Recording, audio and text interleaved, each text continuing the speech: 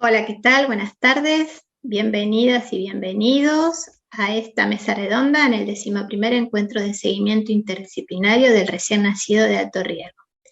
En primer lugar, quiero agradecer a las autoridades de este congreso por haberme permitido participar como coordinadora de esta mesa, que es una mesa de lujo por los invitados extranjeros que tiene. Y además también agradecer la participación de la doctora Mariana Brusadín como secretaria, que es mi compañera en el grupo de seguimiento del CEFEM.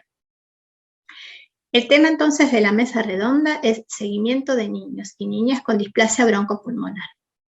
Como ustedes saben, la displasia broncopulmonar es la causa más frecuente de enfermedad pulmonar crónica en los niños nacidos prematuros.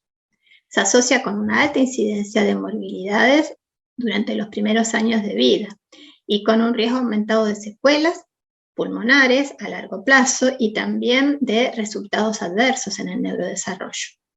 Es una enfermedad multifactorial, probablemente también con cierta predisposición genética y que surge de la acción de diferentes noxas ambientales sobre el pulmón inmaduro del niño prematuro.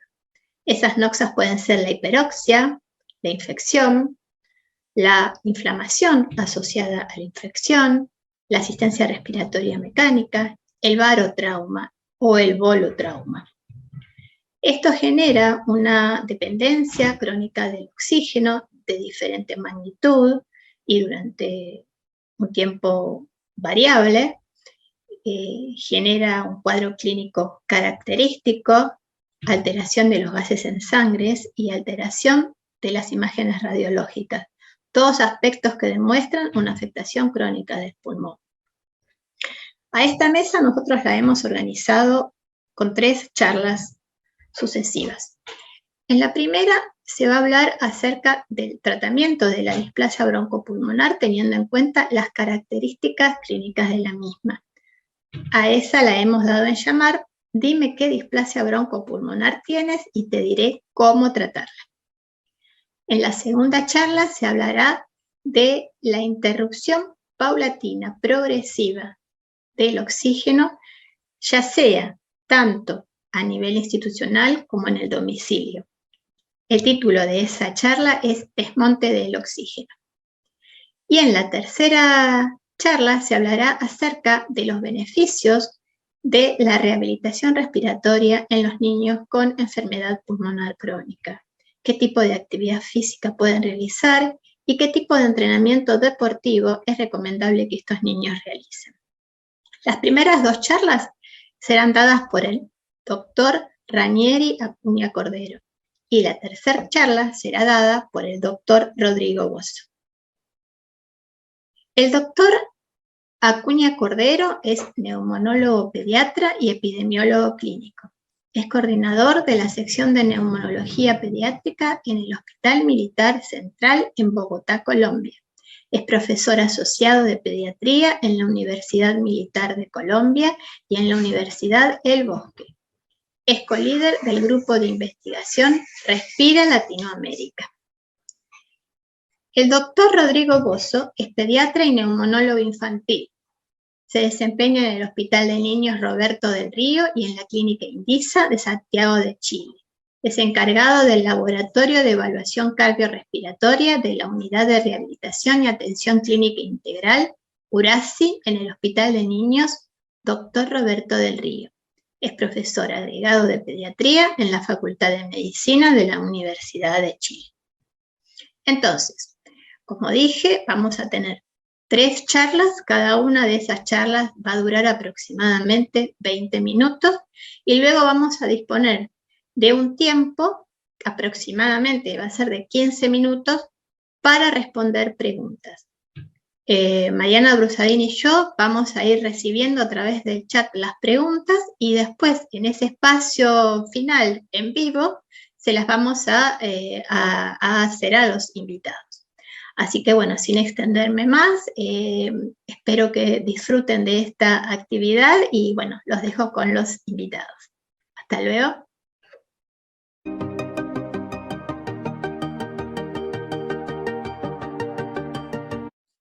Muchísimas gracias por extenderme la invitación a este quinto Congreso de Neonatología Argentino. Gracias a la doctora Patricia Bellani y a la doctora Lidia Guidici por tan gentil invitación. La razón por la que estoy acá es para tocar o compartir con ustedes quizás uno de los temas más complejos en el cuidado del prematuro y que también involucra el manejo transversal, no solamente de neonatólogos, sino también de neumólogos pediatras y de pediatras que tienen un quehacer en el seguimiento de estos niños, y es el retiro gradual de oxígeno. Les voy a explicar las razones por las cuales es un tema bastante complejo. En primer lugar, siempre que hablo de medicamentos, acostumbro a dejar mis conflictos de interés. Estos son básicamente las compañías farmacéuticas para las cuales he trabajado en los últimos 2 años dentro y fuera de Colombia, los recursos de financiación y las instituciones de las cuales he recibido algún presupuesto para construir nuestros proyectos de investigación y los journal con los cuales he participado como árbitro o como editor a lo largo de estos 2 años. Todos sabemos perfectamente por qué es importante suplementar con oxígeno domiciliario. En primer lugar, para reducir o prevenir la hipertensión pulmonar. Esto es una situación crítica, particularmente en los nuevos fenotipos que tenemos de displasia broncopulmonar y de prematuros. En segundo lugar, beneficiar el neurodesarrollo, es decir, mejorar los desenlaces neurológicos a través de la observación clínica o la medición de los Bayley Score de esos niños. Reducir el riesgo de muerte súbita, a los cuales se pueden incluso, descritos en la literatura, estar expuestos hasta el 30% de prematuros. Acortar estancias hospitalarias y de esta manera, en forma directa también, mejorar esa conexión con la madre, dado que el paciente permanece mucho menos tiempo en nuestras instituciones sanitarias. Y por supuesto, mejorar la calidad de vida, no solamente de la madre, sino también del núcleo cuidador. Entonces, bajo esta perspectiva es tremendamente importante la suplementación con oxígeno una vez el niño sale de la unidad de cuidado intensivo neonatal. Y esto hace referencia no solamente a pacientes o prematuros con displasia broncopulmonar, sino también con cardiopatías congénitas, con enfermedades metabólicas, etc. Sin embargo, nuestra discusión de hoy está limitada básicamente a que el prematuro y prematuro con displasia broncopulmonar, en el cual hemos determinado que ha llegado su momento para hacer el retiro gradual de oxígeno. Y esto fue una de las situaciones más críticas cuando nosotros nos reunimos en plena pandemia en el 2020. Ya les voy a explicar un poquito cómo hicimos nuestro consenso de retiro gradual de oxígeno. Neonatólogos y neumólogos, empezando por definir cómo íbamos a llamar este procedimiento, este proceso o este protocolo. Si destete, que nos parece que no es la palabra apropiada, si retiro, si suspensión, ¿cómo? Finalmente, a través de una asesoría lingüística que se nos hizo al inicio del Congreso, optamos por escoger la palabra retiro gradual de oxígeno. Y así fue como en el 2020, durante la pandemia, nos dimos a la tarea, este equipo de trabajo a nivel nacional en Colombia, compuesto por neonatólogos referentes y expertos, no solamente en todo el quehacer de la patología respiratoria, sino también en ventilación mecánica, ventilación no invasiva, y los apasionados de la neumología pediátrica en 4 ciudades en Colombia, también apasionados por todo lo que tiene que ver con los desenlaces, con el seguimiento de niños con enfermedad respiratoria en Colombia. Entonces yo creo que no solamente para la Argentina, sino para toda la región en Latinoamérica es un perfecto ejemplo de que se puede trabajar en equipo. Y como les decía anteriormente, nuestra tarea fue básicamente generar recomendaciones a nivel nacional, pero que se puedan extrapolar a Latinoamérica en relación a cómo se recomendamos que se pueda hacer el retiro gradual de oxígeno. Lo primero que hicimos fue, de aquí la mitad de nosotros somos epidemiólogos clínicos, y lo primero que hicimos fue hacer una búsqueda sistemática de la literatura a través de buscadores como Ovid, como PubMed, como Embase.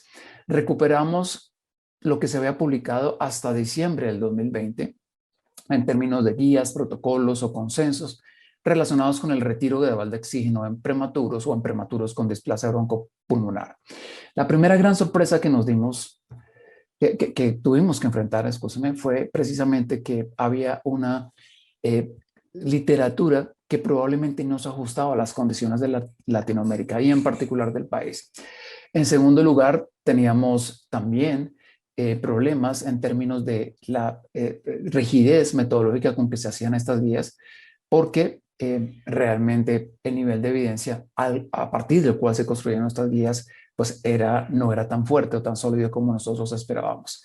Estos 4 documentos que son los referentes y que tuvimos la fortuna de que 2 de ellos se publicaron en el 2020, correspondían a las guías neozelandesas, incluyendo Australia y Nueva Zelanda, a las guías británicas, a las guías americanas y en general a un consenso colaborativo, como lo pueden ver acá, de lo que es la Unión Europea.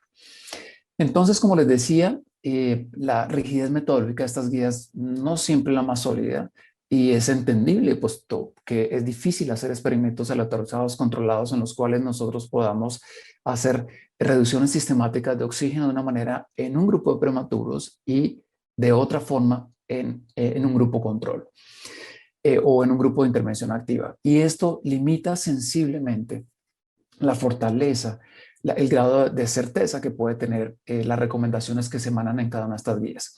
Pero no menos importante fue el hecho de que estas guías, todas sin excepción, se realizaron, o al menos los valores de oximetría que se estaban persiguiendo, correspondían a capitales o ciudades que estaban sobre el nivel del mar.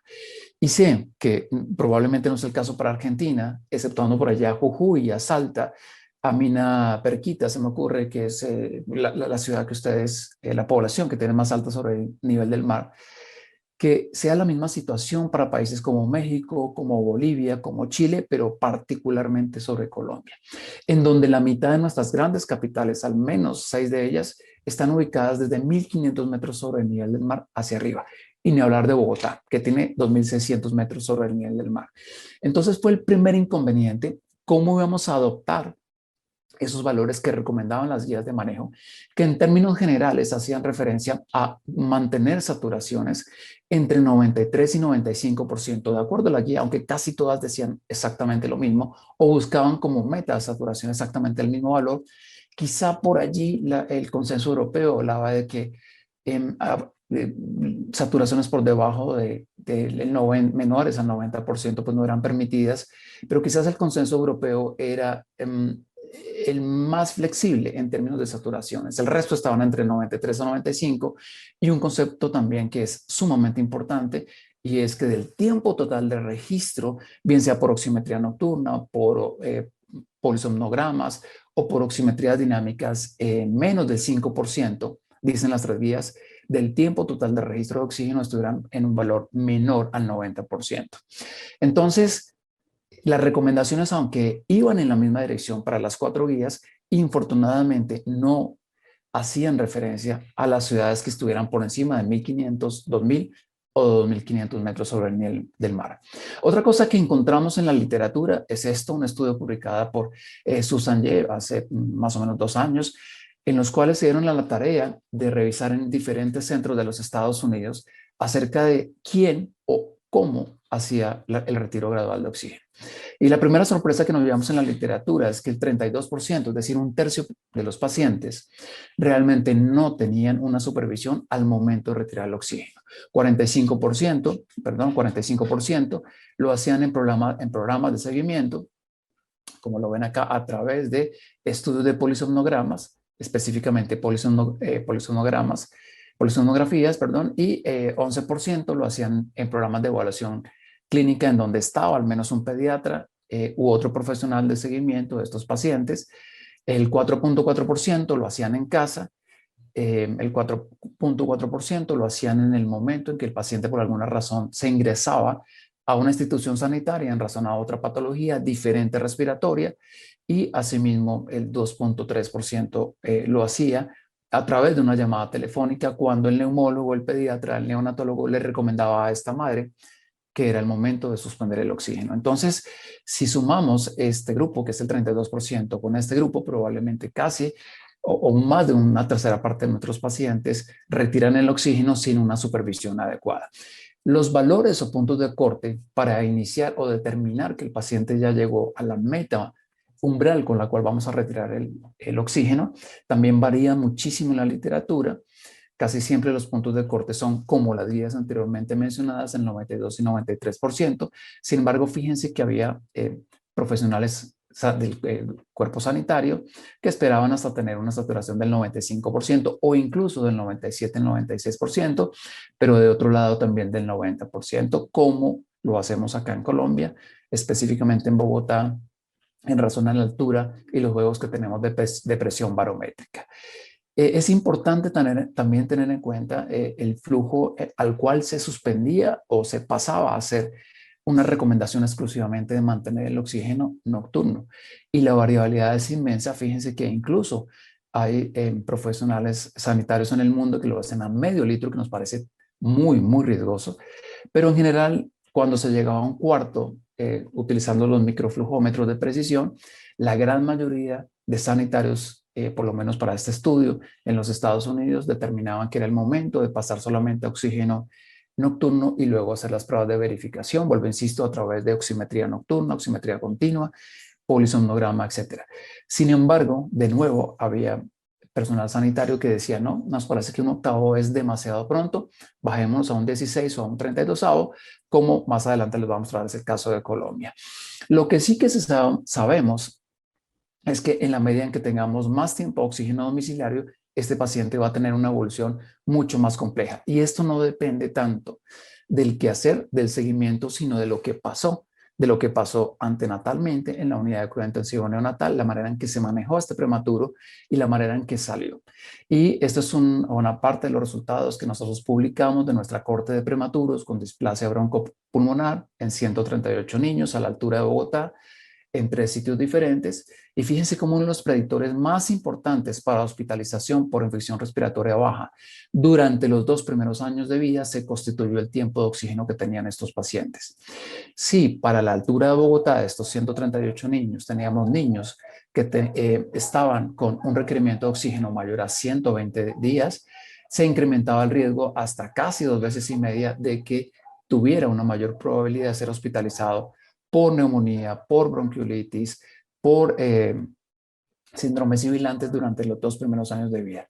Y esto es tremendamente relevante por cuanto nos permite a nosotros que hacemos seguimiento establecer o dar una respuesta en términos de más o menos cuánto sería el tiempo de oxígeno domiciliario que tendría un paciente prematuro a la altura de Bogotá en nuestras instituciones. Sabemos en términos generales, gracias a este estudio, que si el paciente es menor a 32 semanas, probablemente un tiempo de oxígeno de más de 6 meses, es decir, más de un semestre, nos obligaría a repensar el por qué este paciente sigue dependiente de oxígeno. Y quizás, como lo voy a mencionar más adelante en la charla de fenotipos de displasia broncopulmonar, a buscar las causas acorde al fenotipo por los cuales estos niños se prolongan en su oxígeno suplementario. Bien sea porque tienen una alteración en la vía aérea central, porque tienen una alteración de desórdenes respiratorios con origen en el sueño, bien sea porque están anémicos, bien sea porque tienen hipertensión pulmonar. Esto para menores de 32 semanas.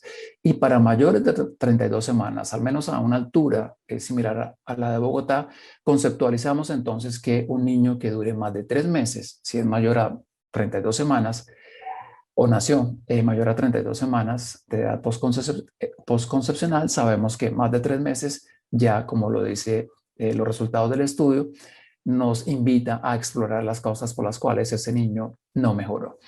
Y los resultados de esta corte de Bogotá las sincronizamos con los resultados de la corte de Washington, en donde encontramos que justamente los niños que más tiempo de oxígeno tenían, tanto en Washington, es decir, aquellos que requerían más de 120 días de oxígeno, una vez egresados de la unidad de cuidado intensivo en sus casas y comparado con Bogotá, tenían un riesgo sensiblemente similar a desarrollar no solamente hospitalizaciones, sino a requerir también mayor medicamento de tipo asma-like, como salbutamol, esteroides inhalados, ciclos cortos, a tener una menor calidad de vida. Fíjense que aquí como el riesgo por la Corte de Washington es 5 veces mayor y el de nosotros tiene un comportamiento similar de 4 veces más. Por esa razón es importante que usted en Argentina, en Buenos Aires, en Córdoba, en Jujuy, en Salta, conozca los resultados de su propia corte de pacientes, que conozca las prevalencias de displasia broncopulmonar, que conozca las prevalencias de retinopatía, de hipertensión pulmonar y que asimismo haga un ejercicio similar en el cual, acorde a la altitud, defina exactamente cuáles son las metas. Creo que para la Argentina no es tan complicado porque la gran mayoría de ciudades están entre 0 y 500 metros sobre el nivel del mar, pero para nosotros sí que lo era. Entonces las preguntas que desarrollamos en este consenso iniciaron con esta primera que les coloco acá, y es ¿cuándo es el mejor momento de egresar el paciente? Y la respuesta fue fácil. Quizás en esto sí van en la misma dirección las recomendaciones de absolutamente todas las guías, incluyendo la guía argentina que tienen ustedes, en las cuales observamos que si el paciente antes de egresar, es decir, aún en la unidad de cuidado intensivo, se confirma que tiene una ganancia entre 20 a 30 gramos, incluso 3 días fuera de la incubadora, se mantiene este incremento ponderal, de que en caso que tenga alguna comorbilidad crónica esté controlada, o de que la anemia esté también resuelta, entonces, y que el paciente no tenga ningún tipo de apnea, que se haya reportado bien. Y aquí no es que recomendemos un polisomnograma a todos los pacientes con prematurez en la unidad de cuidado intensivo neonatal, pero sí con todos los equipos y los dos dispositivos de monitoreo que tenemos, probablemente va a ser fácil determinar si este paciente, una semana antes de su ingreso, tiene o no tiene registro de apneas. También una oximetría dinámica de 6 horas es importante, sobre todo para hacer lo que se llama en la literatura una prueba de tolerancia o una prueba de hipoxia, en la cual dejamos entre 30 minutos hasta 6 horas a un paciente a una FIO2 ambiente para determinar si aguanta o no saturaciones superiores al 80%, porque de esta manera entraríamos a emular lo que pueda pasar a nivel intradomiciliario si por alguna razón el niño se desconecta de todo su circuito de oxígeno intradomiciliario. No menos importante, contar con un ecocardiograma, ojalá 2 semanas antes del egreso, con el propósito, y ya lo he mencionado, fundamental de descartar una hipertensión pulmonar, porque este fenotipo sí que va a estar asociado a mortalidad, a alta mortalidad. Se supone que hasta un 38-40% si no lo detectamos. Es bienvenida una radiografía de tórax. Sirve la que se tomó en el último mes, aunque si el paciente ha tenido, previo digamos que a lo que se concibe como el egreso de este posible paciente, alguna situación que lo haya puesto en riesgo desde el punto de vista infeccioso o estructural, pues también una radiografía de control sería bienvenida, aunque no es obligatoria, pero sí debe tener al menos una de las últimas 4 semanas. Y cuando confirmemos a través de esa oximetría dinámica de 6 horas o de 30 minutos a 4 horas, estando en la unidad de cuidado intensivo, que el paciente se puede egresar con medio litro para la gran mayoría de países de Latinoamérica, aunque sé que en Chile lo hacen, aún con tolerancias a 1 litro minuto, pues el paciente estará listo para egresar, no sin antes hacer un programa de educación muy importante a los padres de cómo reanimar, cómo se maneja todo el circuito, cilindros, pipetas, balas, como lo llaman en su región, o también el manejo de cánulas neonatales, y cómo se deben custodiar esos equipos alejados de la exposición directa del sol, de sensores de fuego, etcétera, etcétera. Entonces, la segunda pregunta, una vez resuelta la primera, era ¿con qué dispositivos debíamos hacer el seguimiento?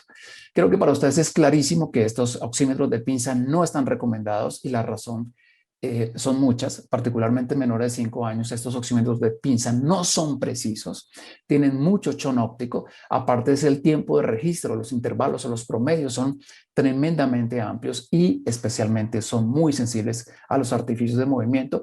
Y aquí vemos un ejemplo de cómo cuando hay artificios de movimiento en la mano, en el pie o en la oreja del niño, pues toda la parte venosa interfiere con la señal y empiezan a generarse valores de pulsoximetría que no son los recomendables para tomar decisiones de retiro gradual de oxígeno. Por otro lado están los oxímetros, bien sean funcionales o fraccionales, que estos sí que tienen software y algoritmos que nos permiten en primer lugar promediar mucho con intervalos mucho más cortos, y asimismo tratar de evitar estos artificios generados por el movimiento. Este es un ejemplo de cómo con los de tipo funcional podemos, y con tiempos de registro en promedio de menores a 4 o 3 segundos, podemos identificar, lo ven en verde, pacientes o neonatos que con intervalos mayores de 4 o de 5 segundos y que probablemente no tienen la tecnología de cualquiera de estos oxímetros de última generación, funcionales o fraccionales, pero particularmente los funcionales, observen cómo se minimiza y se da un falso parte de tranquilidad al profesional sanitario y al núcleo cuidador o a las mamás o al papá en este caso, de que el paciente no está registrando saturaciones por debajo de los umbrales. Y fíjense cómo por debajo de 80, cuando el oxímetro no es preciso, se registran 1, a lo sumo 3 de saturaciones, pero cuando realmente estamos trabajando con un oxímetro se registran hasta el doble las saturaciones o los periodos en los cuales este niño está por debajo de la meta de 93 o 95%, o lo que les comentaba del 5, un tiempo total menor a 5%, por debajo del 90%. Entonces, ya habiendo quedado claro en esas dos primeras preguntas, la tercera es, ¿qué valor de oximetría como meta podemos nosotros determinar para iniciar el retiro gradual de oxígeno? Y sobre todo, ¿con qué fracciones podríamos hacer el descenso acorde a las características del paciente? Esta fue una de las situaciones más difíciles de consensuar en el trabajo que hicimos. Recopilamos también información de Latinoamérica, aquí está el consenso de ustedes, en donde nos decía claramente que para la Argentina la meta es de 92 a 96, que se puede hacer una prueba diagnóstica incluyendo un oxímetro de pulso y asimismo una oximetría dinámica o una oximetría nocturna, cosas que en Colombia no siempre están disponibles, pero sé que en la Argentina sí. De hecho, les quiero contar que en Colombia no hay cómo recobrar una oximetría nocturna. Se puede hacer, pero en el momento en que el pagador quiere hacer el recobro de este procedimiento, no existe un código para el recobro. Pero quizás en lo que quedaba un poquito corta la guía argentina es cada cuánto se hacía el intervalo de retiro gradual de oxígeno, es decir, se hacían los descensos y por supuesto que igual que todas las otras guías, manifestaba que una vez el paciente pudiera haberse retirado de manera confiable del retiro gradual de oxígeno, pues el equipo se entregaba a los 3 meses. No voy a hacer mucha referencia al resto de guías, aunque básicamente la mexicana, la chilena, son muy similares y aquí está el consenso de nosotros, quizás el más reciente, no el mejor, pero quizás el más reciente, eso sí hecho con mucho cariño. Y fíjense, la primera gran diferencia con la Argentina es 90-95 nuestra meta y siempre le recomendamos al pediatra, al neonatólogo, a la persona que está en seguimiento, a la enfermera jefe, que definitivamente tiene que ajustar esa meta a la altitud a la cual se encuentra la ciudad en la que vive en Colombia. Nosotros sí recomendábamos un descenso, una reducción gradual del 50%, es decir, si el paciente estaba a medio litro, lo bajábamos a un cuarto, luego a un octavo, luego a un 16avo, en cada una de los puntos de control que se pueden hacer entre 2 y 4 semanas, de acuerdo a cómo está en la fase del programa Canguro, de los lineamientos canguros que operan aquí en Colombia y de igual manera que como se hace en Argentina, una vez el paciente se le retira completamente el oxígeno, se le dice a la mamá que esperemos 3 meses para entregar todos los dispositivos, cánulas, cilindros, etcétera, o concentrador si el paciente tiene un concentrador. Entonces, este es el juego que nosotros tenemos en Colombia y que probablemente tendrán que ustedes ajustar en alguna ciudad de Argentina, y es la influencia de la presión barométrica sobre la FIO2 y las metas de altitud, ajustadas a altitud que tenemos para la oximetría. Como les decía, en Colombia más de la mitad de las ciudades capitales están por encima de los 1.500 metros sobre el nivel del mar. Y por eso, en un trabajo reciente que fue publicado para tratar de establecer cuáles serían, al menos para Bogotá, los puntos de corte en lactantes, estos son lactantes sanos, hay que aclarar, no son prematuros, encontramos, por ejemplo, que para Bogotá es sugestivo de hipoxemia, cualquier valor en sueño, menor al 90%, y sugestivo de hipoxia severa, 86%. Con base en estos datos, nosotros fue que hicimos la recomendación, aquí está Latinoamérica, porque hicimos la Latinoamérica de esta manera, o recomendamos, porque cogimos y promediamos lo que sucede en México, o lo que escribieron en Chile, o lo que escribieron ustedes en Argentina, siendo la Argentina la que tiene un umbral de saturación aceptable mayor del 96%, pero para el caso de Colombia, insistimos en que es 90-95, teniendo en cuenta estos valores de referencia. Fíjense cómo a nivel del mar la situación cambia sensiblemente, las saturaciones tienen que estar por encima de 90%, porque con 92% ya empezamos a ver a nivel del mar en Colombia o ciudades que están por debajo de 1.500 metros sobre el nivel del mar, en desaturaciones o desaturaciones intermitentes y probablemente alteraciones en el peso de estos niños. Entonces, he puesto un ejemplo, Cartagena de Indias, que es una de nuestras ciudades quizás más conocidas a nivel mundial.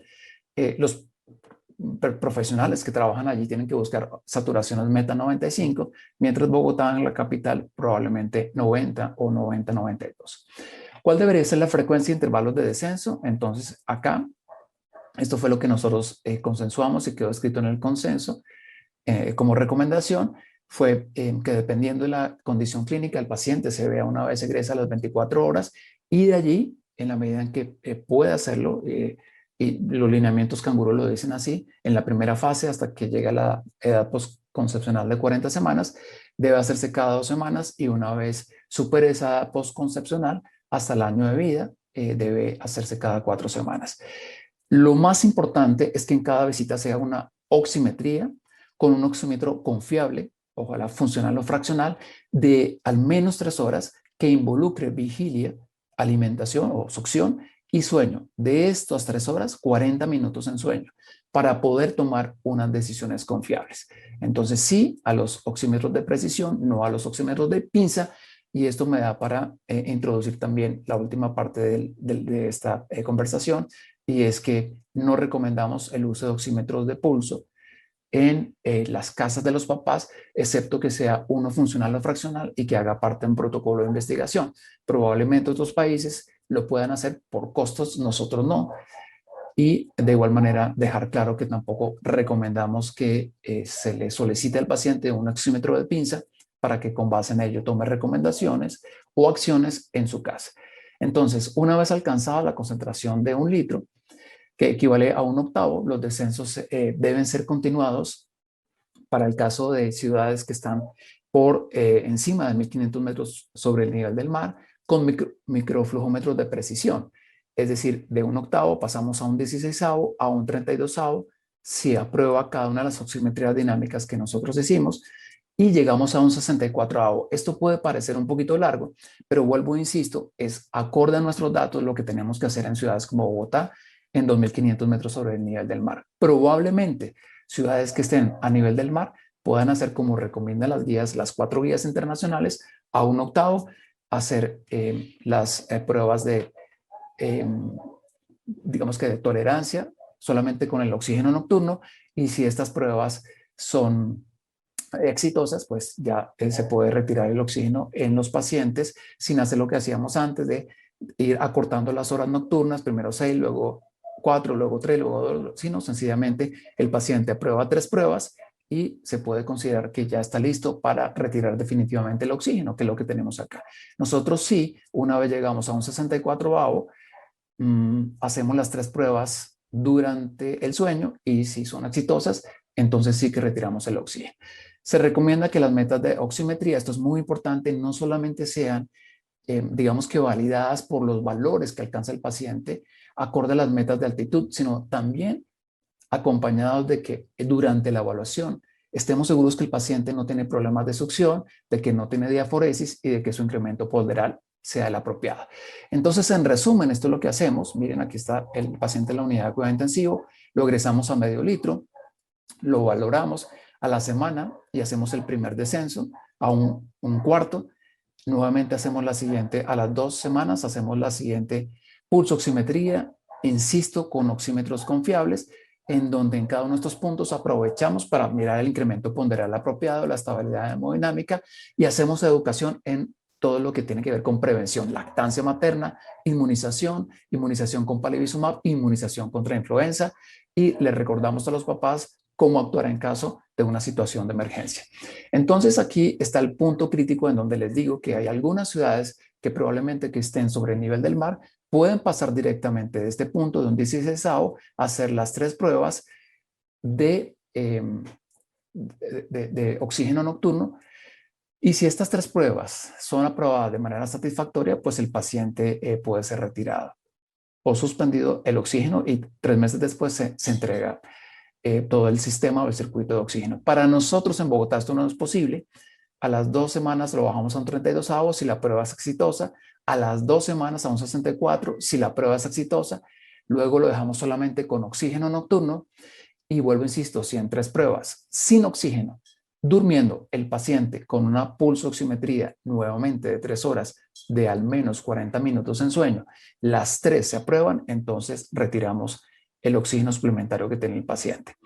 Ya me había anticipado a esto, si el pulsoxímetro en casa es bueno, pues hay ángeles y demonios, realmente tiene ventajas y desventajas. Una de las ventajas es que reduce la ansiedad indefectiblemente, pero también genera falsa sensación de confiabilidad en los cuidadores en casa, además una dependencia del oxímetro de pulso. Una de las ventajas que puede tener es que en caso de que haya una reboización, de una forma más temprana hay un alertamiento por parte de los padres y pueden proceder. Entonces, por ejemplo, incrementar el oxígeno mientras el paciente es trasladado a su institución sanitaria con el propósito de tomar las medidas correctivas. Pero desde nuestra perspectiva son más las desventajas. Aquí vienen algunas de ellas. Por ejemplo, las falsas detecciones, las oximetrías que de acuerdo a la interpretación que se dé no siempre son las más precisas y el ajuste que pueden hacer los papás de manera rutinaria, autoimpuesta ellos mismos hacia las concentraciones de oxígeno, y esto puede ser en algún momento bastante peligroso. Por eso, igual que la guía británica, nosotros no recomendamos la formulación de pulsoxímetros para la casa en compañía, digamos que como parte del plan de recomendaciones terapéuticas una vez el paciente sale de la unidad de cuidado intensivo. Sin embargo, el COVID ha hecho o hacía, ya en Colombia pues afortunadamente vamos superando esto, que muchos papás terminaran comprando el oxímetro de pulso, pero igual les decía, téngalo, si quiere haga las mediciones, pero en nada influye las mediciones intrainstitucionales, vuelvo, insisto, bien por polisomnograma, por oximetría nocturna o por oximetrías institucionales funcionales, que son con las cuales realmente se debe tomar las decisiones. ¿Qué preguntas debería responder el consenso a futuro? Vemos un trabajo muy interesante, y con esto termino, publicado por Reina y colaboradores en cerca de 200 niños, en donde, contrario a lo que yo acabo de decir, pero utilizando pulsoxímetros de precisión, en este caso funcionales, se dieron a la tarea de egresar a estos padres con este tipo de pulsoxímetros. La ventaja que tenía este estudio y la diferencia con los argumentos que anteriormente di es que toda la información en 24 horas de los valores de pulsoximetría de estos niños se enviaba de manera electrónica a un centro de recolección de datos, en donde un algoritmo de reconstrucción, un algoritmo de decisión, determinaba en qué momento, para el siguiente control en que se hacía el niño en la institución sanitaria, estaba listo para hacer un descenso del 50% hacia el escalón inmediatamente inferior. Esto es muy interesante porque cuando se tienen los datos completos, los datos confiables y son analizados por profesionales sanitarios expertos en el tema a la luz de algoritmos matemáticos, pues ustedes se dan cuenta que la gran mayoría de pacientes, comparados con los que tenían un retiro gradual de oxígeno convencional como el que yo estoy proponiendo, antes de los 90 días, una gran proporción de los pacientes ya estaban en retiros graduales de oxígeno o sin oxígenos. Y esto descendió de manera significativa en un 22% el número de días de oxígeno que estos pacientes prematuros requerían como consecuencia de la aplicación, primero, el envío de datos en forma continua a través del software y el análisis del algoritmo, comparado con lo que tradicionalmente hacemos seguramente en muchas instituciones en Latinoamérica. Esto es lo que se viene a futuro. Por supuesto, esto es costoso. Hay que confiar en que los padres van a manejar bien esos pulsoxímetros en casa y implica también costos asociados a la compra del software y, por supuesto, también a la interpretación del software. Entonces, este es el diagrama final con el cual nosotros cerramos el consenso, que también puede ser ajustado a Latinoamérica. Un niño que sale con medio litro, con saturaciones entre 92 a 95, ajustada por altitud, cumple los criterios de egreso. De otro lado, tiene disponibilidad ya en su hogar del cilindro o la bala, como lo quieran llamar, la bomba en su casa. Tiene asimismo la instrucción de cómo reanimar en caso de una emergencia. Ha completado la vacunación o la inmunoprofilaxis. Si el paciente está en tiempo de iniciar su esquema de vacunación, o si pertenece a un grupo de riesgo de inmunización con palivizumab. Si todo esto se cumple, se le da el alta entonces, y como lo hacemos en Colombia, con seguimientos cada 2 semanas o cada 4 semanas, acorde a qué fase del programa Canguro esté, y hacemos la oximetría de 3 horas. Si la meta para Colombia está o para Latinoamérica, en este caso está entre 92 o 95 o 90 95 para Colombia, entonces continuamos con la misma prescripción hasta el siguiente control de seguimiento. Si en el siguiente control la meta excede el 95%, Entonces vamos un paso atrás, recuerden que es descender la mitad del flujo que tiene, si tiene un octavo, un 16, si tiene un 16, un 32, o si están en medio litro, pues pasarlo a un cuarto de litro, a un octavo de litro, etcétera, siempre y cuando cumpla esta meta. Y recuerden, haya incremento de peso, no haya diaforesis y la succión y dilución no tengan ninguna objeción en relación a este retiro gradual de oxígeno. Si por el contrario el paciente no cumple la meta, 92% para el caso de Latinoamérica o la Argentina o 90% para Colombia, entonces nos devolvemos el 50% o vamos un paso hacia adelante. Es decir, si estaba en un octavo, nos devolvemos a un cuarto. Si estaba en un cuarto, nos devolvemos a medio litro. Eso es como el flujograma. Y estos serían los mensajes para llevar a casa en nuestras instituciones. Primero, hay una evidencia limitada. Por eso fue que nosotros generamos nuestro consenso con la mejor evidencia posible sin que sea perfecto. Esto que les acabo de recomendar no es dogma de fe. Pueda que no se aplique para algunas ciudades o poblaciones en Latinoamérica. Yo les decía, el ejemplo más claro es que la Argentina sí tiene oximetría nocturna. Nosotros no es que no la tengamos, la podemos hacer, pero infortunadamente no hay un recobro. Y si no se puede recobrar, nuestra institución nos va a decir, hombre, usted está invirtiendo personal sanitario, equipos, luz, y no la puede recobrar, pues no hay forma. Esto es una cosa que estamos tratando de solucionar en el país. Oxígeno suplementario en Latinoamérica con metas para garantizar saturaciones entre 92 o 96%, como lo tiene Argentina. Mucho cuidado porque hay que ajustar las metas acorde a la retinopatía, la madurez de la retina, probablemente un poquito más hacia abajo, hipertensión probablemente más hacia arriba, enfermedades neuromusculares.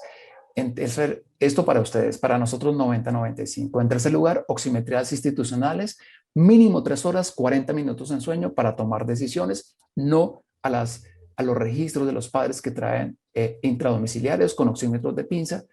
4, valoraciones con intervalos entre 2 a 4 semanas. Esto también está en línea con las guías que dice que generalmente se recomienda o consensúan ellos entre 3 a 5 semanas para tomar las decisiones de ir hacia atrás o hacia adelante acorde a las metas de saturación con relación a las fracciones inspiradas de oxígeno.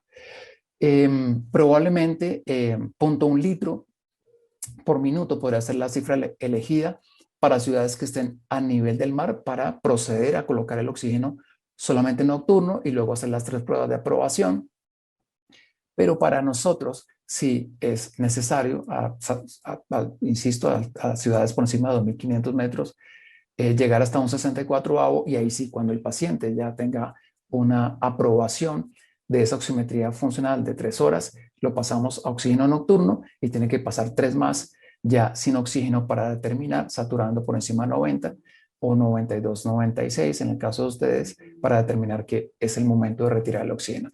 Y a pesar de la pandemia COVID, nosotros seguimos sin recomendar la formulación de oxímetros de pulso de forma intradomiciliaria para la toma de decisiones con respecto al oxígeno. Este es el mensaje que les quería traer en esta primera intervención. Muchísimas gracias y esperamos poder discutir con el doctor Bozo muchos de las recomendaciones que se dieron acá, que vuelvo, insisto, no necesariamente son extraídas de una literatura de altísima certeza, porque no la hay, pero tenemos que construirla. Muchas gracias.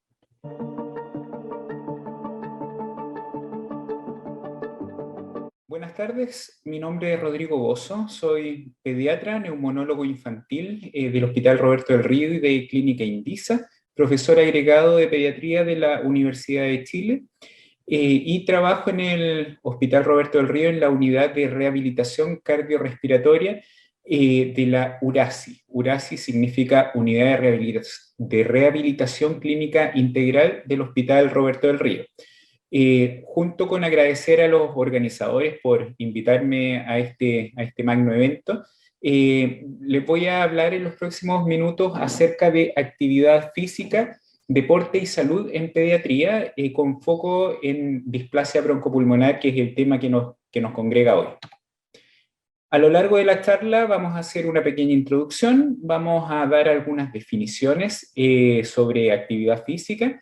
Vamos a hablar de actividad física en pediatría, cuáles son sus beneficios, cuáles son las recomendaciones. Vamos a hablar de displasia broncopulmonar, seguir aprendiendo de esta enfermedad, de la evolución a través del tiempo del pulmón displásico. Vamos a dar nuevamente recomendaciones de cómo rehabilitar y cómo fomentar el hábito deportivo en pacientes con displasia broncopulmonar para finalizar con las conclusiones. A modo de introducción, Sabemos que el ser humano en crecimiento, es decir, la población pediátrica, está en la etapa de mayor vulnerabilidad biopsicosocial de toda su vida. Nunca el ser humano va a ser más vulnerable que en esta época de la vida, que es la que nos toca a nosotros atender. Y es deber de nosotros, los pediatras, asegurar que todos nuestros pacientes alcancen todo su potencial de crecimiento genéticamente determinado. Los prematuros, y dentro de los prematuros, el grupo de los displásicos broncopulmonares son pacientes especiales, pacientes que les ha tocado pasar por múltiples noxas a lo largo de los primeros días de desarrollo y por lo tanto van a tener un potencial físico disminuido con respecto de los pacientes sanos, ¿cierto? La displasia broncopulmonar es la complicación pulmonar más frecuente en prematuros extremos y da cuenta de una repercusión multiorgánica que se va a notar durante toda la vida del ser humano. Este daño multiorgánico puede no ser evidente en reposo, los pacientes pueden ser funcionalmente normales, pero se puede hacer evidente en situaciones estresantes, como infecciones, ejercicio y envejecimiento. A modo de definiciones, para que hablemos el mismo idioma, la actividad física se define como cualquier actividad corporal con afectación del músculo esquelético y que resulte en un gasto de energía. El ejercicio, por su parte, consiste en una actividad física estructurada, organizada, previamente planificada, con práctica repetitiva y con el objetivo de mejorar o de mantener el acondicionamiento físico. El deporte se define como aquella actividad física que involucra una serie de reglas o normas a desempeñar dentro de un espacio o área determinada, ¿ya? Y por otra parte, aquí partimos con la parte dinámica. La conducta sedentaria se define como cualquier comportamiento de vigilia caracterizado por un gasto de energía menor a 1,5 equivalentes metabólicos mientras está sentado, reclinado o acostado, ¿ya?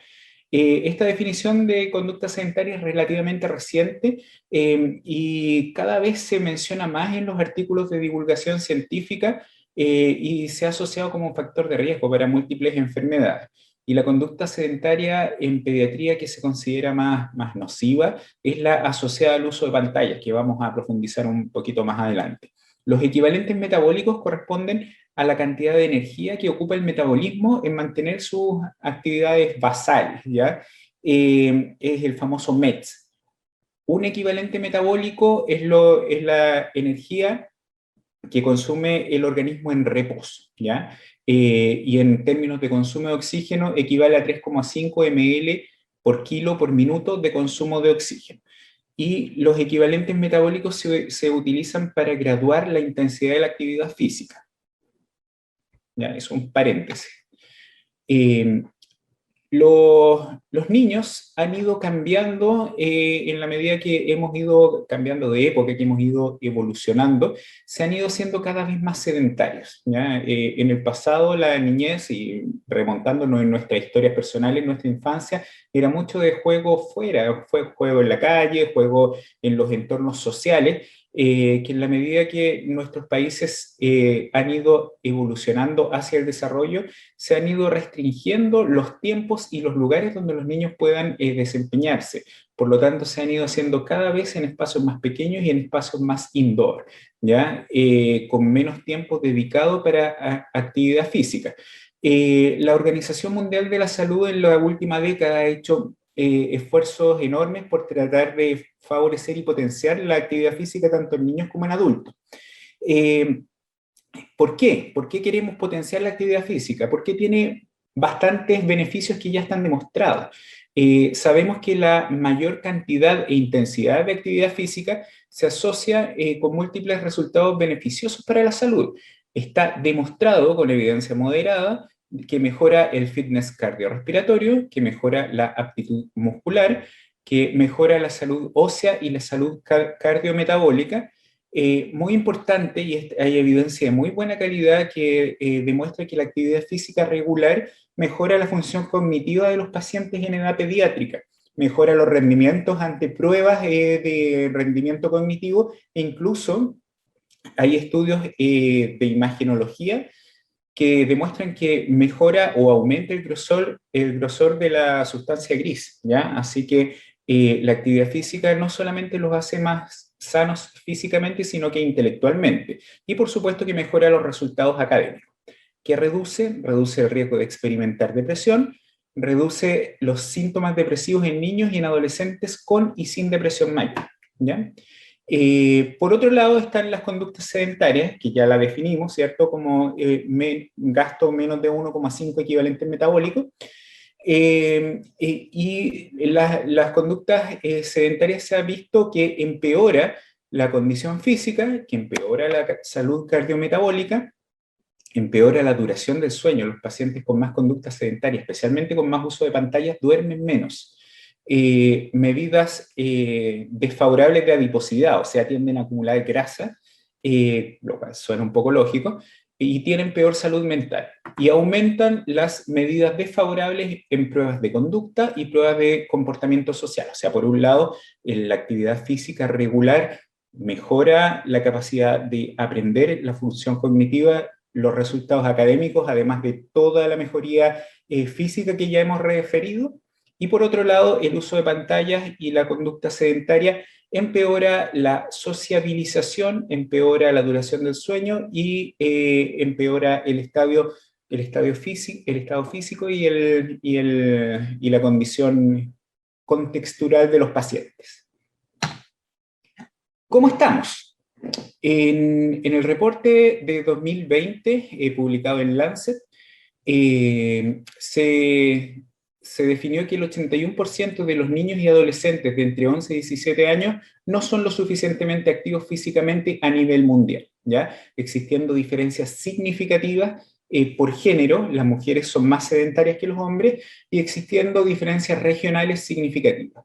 Y acá nosotros tenemos el orgullo, en mi Chile natal, país querido, de tener más del 90% de los pacientes que no cumplen con los objetivos de actividad física para el grupo de las mujeres, y entre 80 y 84% en el grupo de los hombres, ¿ya? Estamos un poco peor que el resto de Latinoamérica, que ustedes pueden ver ahí en la escala, a la derecha para los hombres y a la izquierda para las mujeres, pero en realidad esto es una pandemia, es la pandemia del sedentarismo que va de la mano con la pandemia de la obesidad.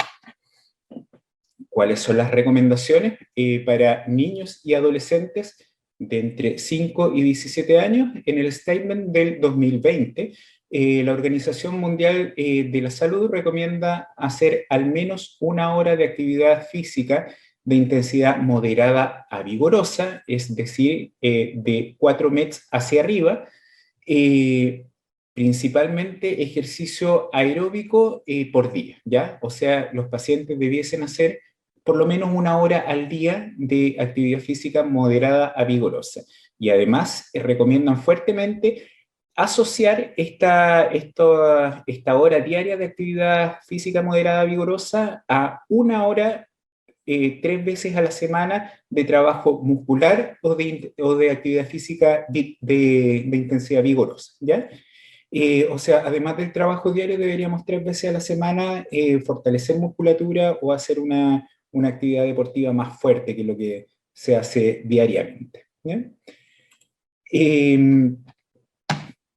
Con respecto al sedentarismo, ¿qué es lo que tenemos que evitar? Deberíamos tratar de limitar la cantidad de tiempo siendo sedentarios, particularmente el tiempo de pantalla, ¿ya? Y esta es una recomendación fuerte, con bajo grado de evidencia, pero una recomendación fuerte. O sea, tratar de estimular el trabajo fuera del hogar, el trabajo de campo, digamos, y tratar de limitar el uso de pantalla. Eso en el grupo de escolares y adolescentes. ¿Qué pasa en los preescolares o en los lactantes? Bueno, también tenemos que favorecer la actividad física desde que el paciente es paciente, o sea, desde el nacimiento del niño favorecer la actividad física. ¿Vamos a jugar un partido de fútbol con nuestros lactantes? No, probablemente no, pero sí lo vamos a estimular para que haga cosas. ¿Y qué pueden hacer los pacientes menores de 1 año? Pueden estar en decúbito prono, pueden mover su cabecita, pueden jugar arriba de balones como se ve ahí en la pantalla, interactuar con sus cuidadores. ¿Cuánto tiempo? Por lo menos media hora al día, que se reparten esos 30 minutos a lo largo del día, que debiesen estar en posición prona y siendo estimulados por los adultos, ¿cierto? Sabemos que los niños a esta edad duermen mucho, comen mucho, lloran mucho, pero además deberíamos por lo menos media hora al día tenerlos en una actitud activa, ¿ya? En la medida que los pacientes van creciendo, vamos aumentando el tiempo de actividad física y en niños sobre el año deberíamos empezar a pedirle 180 minutos al día para hacer múltiples actividades físicas de cualquier intensidad, incluidas de moderada a energética, y que se van distribuyendo a lo largo del día. Y en la medida que el paciente va creciendo, que se hace mayor de 2 años, de etapa preescolar, que ya podemos hacerlo jugar, ya podemos hacerlo interactuar, se siguen recomendando estos 180 minutos diarios de conductas activas durante el día, pero se recomienda que al menos 1 hora, o sea, nos parecemos un poquito más al grupo de los escolares y adolescentes, que al menos 1 hora sean de intensidad moderada a enérgica, ¿ya? Entonces, ¿qué nos llevamos para la casa? 1 hora para todos de actividad moderada a enérgica al día, y en los niños más pequeñitos tratar de mantenerlo al menos 180 minutos, o sea, 3 horas al día activos. Acá no es tan fácil el tema de la intensidad, y en los menores de 1 año mantenerlos al menos 30 minutos repartidos durante el día en conductas activas, ¿ya? Y esto se suma a las terapias que vamos a usar en los pacientes con enfermedades puntuales. Las actividades sedentarias, los pacientes menores de 2 años no deberían usar pantallas, y los pacientes mayores de 2 años a lo más 1 hora de pantalla al día. Y por supuesto que los niños duermen mucho, deberíamos tener, dependiendo de la edad, entre 14 y 17 horas de sueño en los más chiquititos, y ahí van bajando a 12, 16 horas de sueño, 11 a 14 y 10 a 13 horas hasta la etapa escolar. En escolares y adolescentes lo ideal es no menos de 8 horas diarias. Pero ¿cómo aplico esto en mis pacientes? Nosotros no tenemos pacientes sanos, estas son recomendaciones para población pediátrica. Mis pacientes tienen enfermedades, mis pacientes son prematuros, mis pacientes son displásicos, y si les pasa algo, ¿cómo voy a hacerlos hacer ejercicio? Hay que protegerlos, nos ha costado mucho llegar hasta aquí. ¿Qué hacemos con la displasia? Si desatura, los papás, ¿qué van a decir? Bueno, todas estas dudas tenemos que aclararlas a través del conocimiento y a través de la experiencia. Por lo tanto, tenemos que saber en qué consisten y qué esperar de las patologías de nuestros pacientes. Sabemos que hay 2 tipos de displasia broncopulmonar, ya se ha mencionado hasta aquí. La clásica, que es la descrita en el 67, con compromiso marcado de la morfología pulmonar, con fibrosis alveolar, atelectasias y áreas hiperinsuflados, con una vía aérea pequeña con disminución de su calibre, metaplasia escamosa, hipertrofia muscular, edema y fibrosis, que tiene remodelación de las arterias pulmonares y tiene disminución de la alveolarización.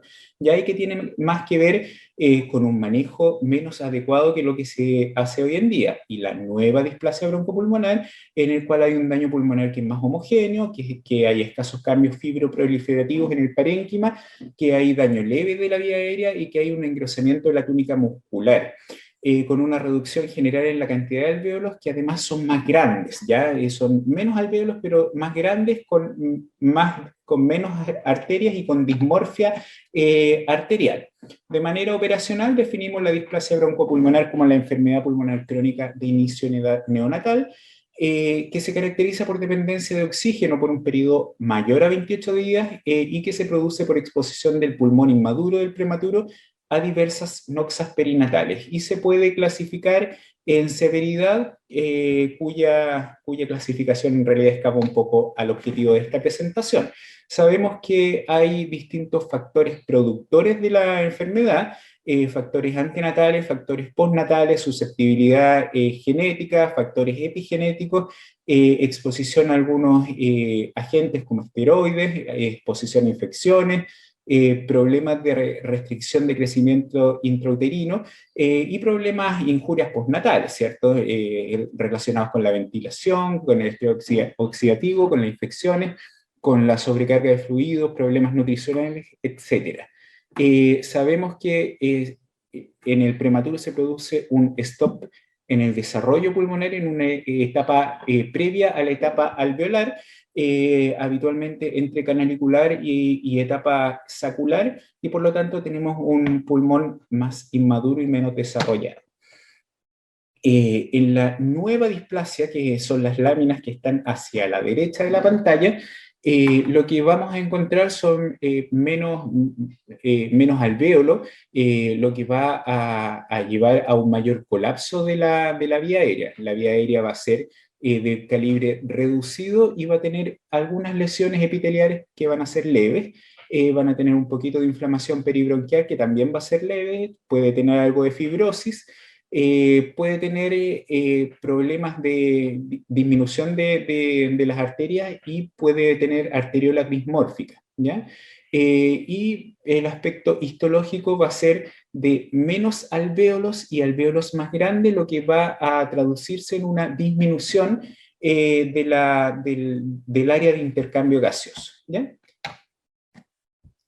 ¿Qué pasa durante el tiempo? Inicialmente el pulmón displásico tiene una compliance disminuida y una resistencia aumentada, ¿ya? O sea, tolera menos cantidad de volumen y tiene más restricción al paso forzado de volumen por el lumen de la vía aérea.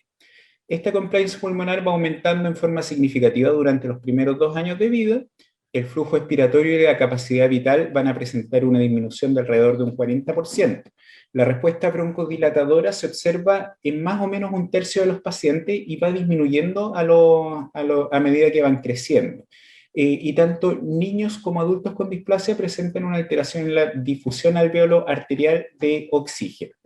Ahí hay un gráfico de la evolución de la función pulmonar expresada en BEF1 a lo largo del tiempo, en el cual los pacientes displásicos tienen una disminución persistente del BEF1 respecto a los pacientes controles, y esta brecha de función pulmonar no se recupera a lo largo de la vida. Son pacientes que para siempre están destinados a tener menos reserva ventilatoria y menos BEF1 que sus controles sanos. Esto va a ser especialmente crítico en condiciones nosológicas y a medida que avancen en la vida los pacientes. Por otro lado, existe un compromiso que depende de la prematurez y no solo de la presencia de displasia, que desde el punto de vista respiratorio, los prematuros extremos pueden tener síntomas respiratorios persistentes como tos, sibilancia y disnea sin necesariamente ser asmáticos o displásicos. Pueden tener una reducción significativa de la función pulmonar en términos de CBF, BEF1 y flujos expiratorios independientes de esfuerzo, una menor función pulmonar pico y una declinación precoz en la adultez temprana, cambios estructurales en imágenes, época de inicio precoz. De manera extrapulmonar pueden presentar hipertensión pulmonar, muy importante detectarlo en estos pacientes, cambios estructurales del ventrículo derecho, mayor incidencia de hipertensión arterial, mayor riesgo cardiovascular, estenosis de vena pulmonar y disfunción diastólica del ventrículo izquierdo. En la literatura consistentemente se ha descrito estos cambios, especialmente lo referente de la disminución del BEF1 y del FEF2575, que es predictor de vía aérea fina, en los pacientes displásicos, además del volumen residual previsto y de la capacidad pulmonar total. Ya son pacientes que tienen pulmones más chicos. Este es un estudio hecho en adultos, en el cual se vio que el 100% de los pacientes estudiados con antecedente de displasia broncopulmonar tenían en la edad adulta alteraciones morfológicas del pulmón consistentes en áreas de atrapamiento aéreo, áreas enfisematosas o presencia de bulas o mezclas de las anteriores. La capacidad de ejercicio en los pacientes nacidos con prematurez extrema está disminuida, el consumo pico de oxígeno es menor, tienen por lo tanto menor participación en actividades recreativas y menor fuerza en la musculatura inspiratoria. No está del todo clara la causa de la intolerancia al ejercicio en estos pacientes, que se hace multifactorial. En la diapositiva que se muestra se ve que los pacientes tienen una respuesta disminuida al test de la lanzadera o shuttle test, que es una prueba de campo que evalúa condición aeróbica con respecto a sus controles sanos. ¿Ya? Al estudiar poco más de 150 pacientes con displasia leve, moderada, severa, versus controles, se vio que los pacientes con displasia moderada, severa, tienen menor función pulmonar que los pacientes con displasia leve, y ambos tienen peor función pulmonar que los controles, en correlato con lo que ya hemos expresado anteriormente. Y también tienen menos reserva funcional en términos de actividad física, tienen una capacidad de ejercicio disminuida, con un VO2 peak disminuido respecto de los pacientes controles.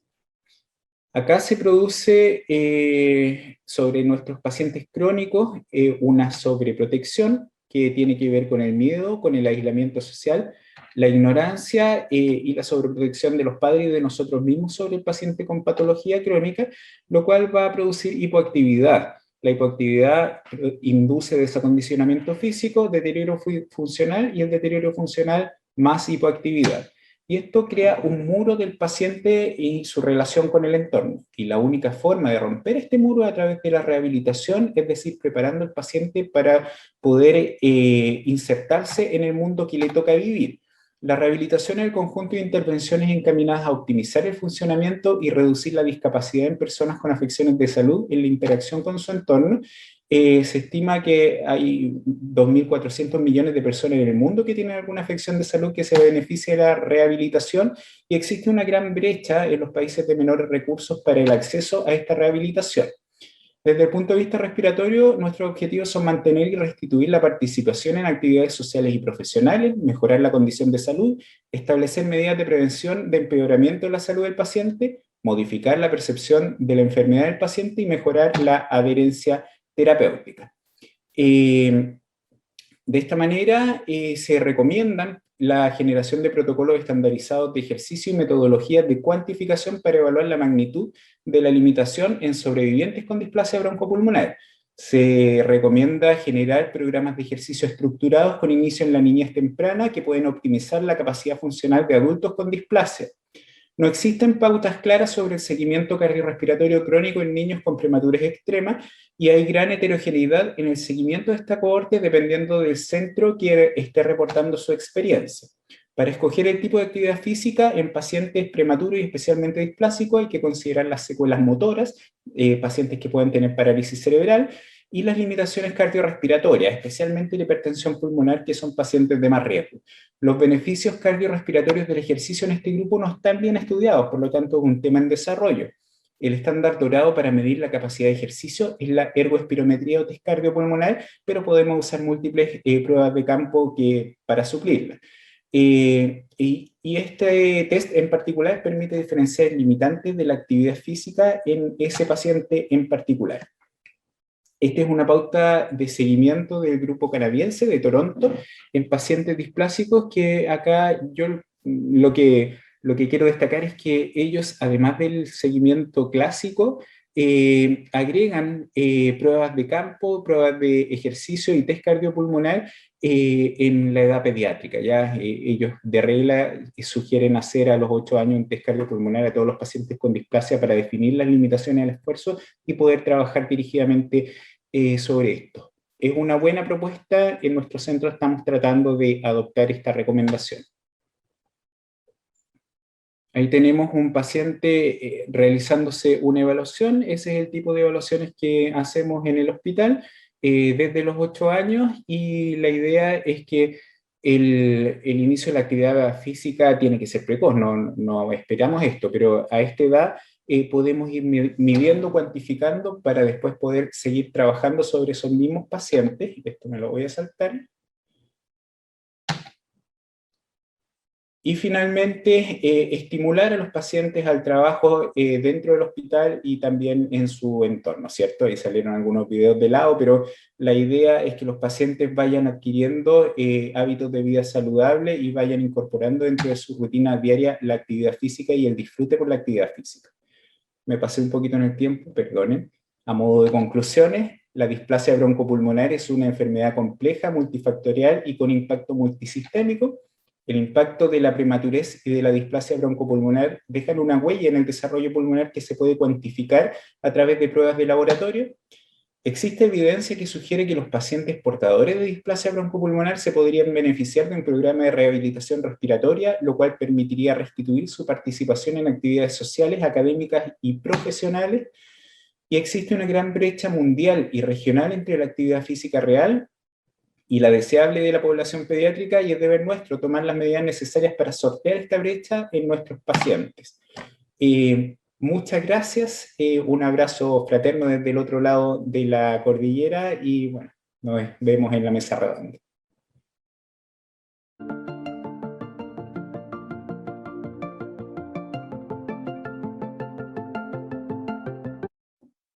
Nuevamente para mí es un gusto estar con ustedes en este quinto Congreso Argentino Neonatal.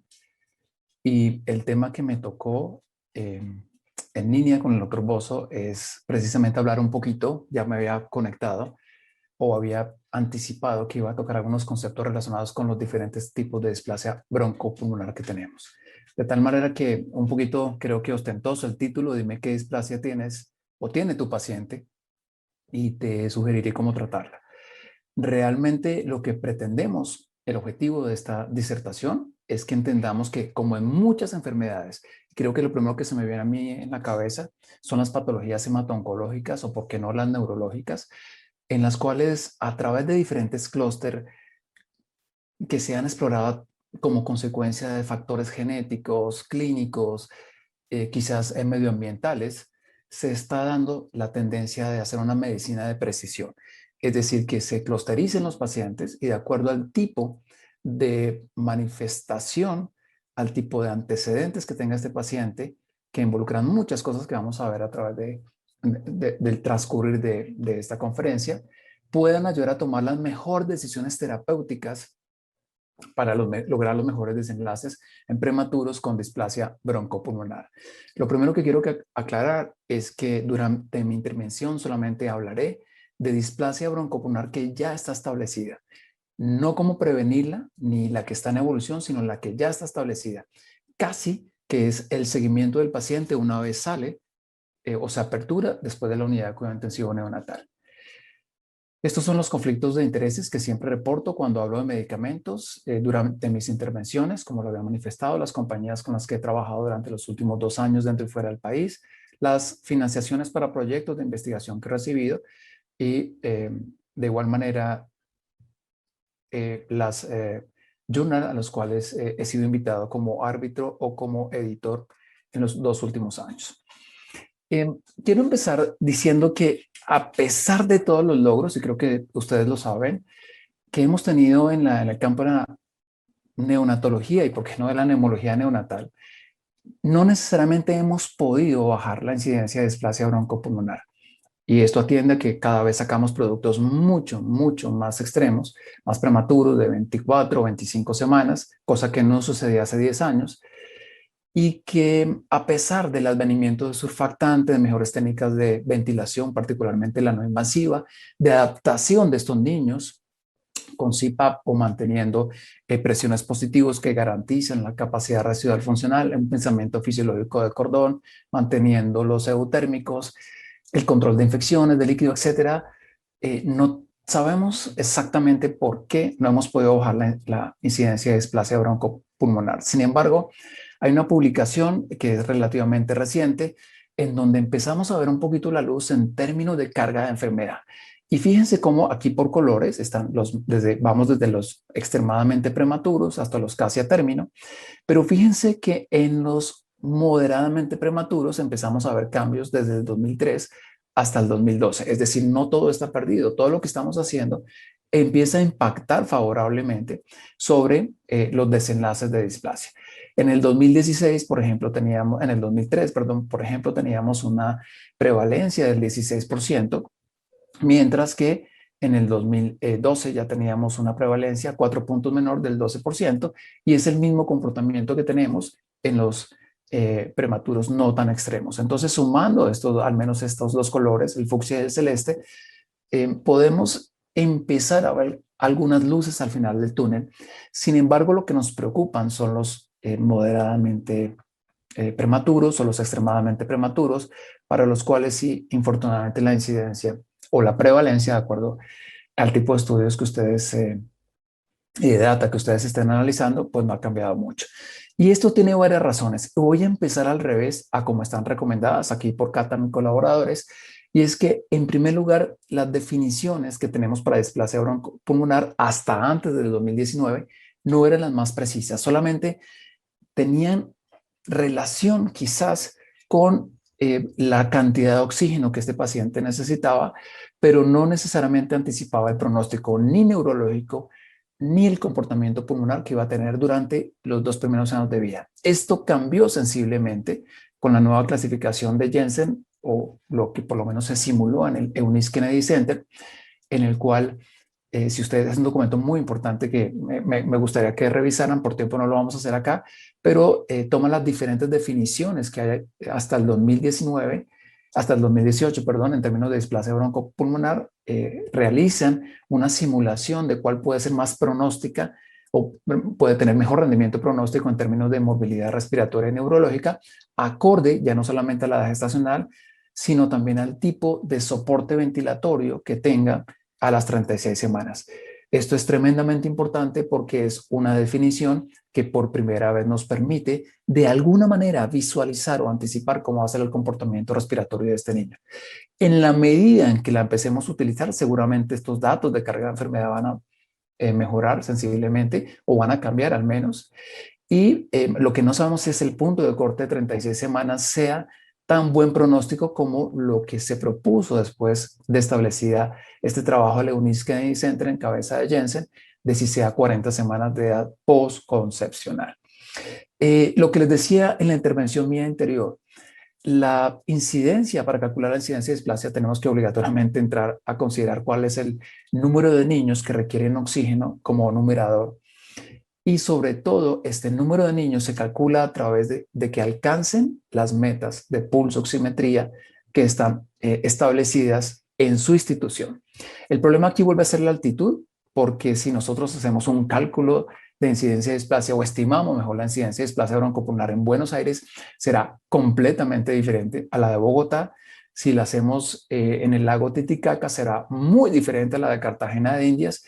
Y esto es lo que todavía no hacemos, y es ajustar o recalcular nuestras incidencias de displasia con base en los requerimientos de oxígeno, de suplementos de oxígeno que tenga el niño, fundamentados en altitud y fundamentados en esta nueva decisión.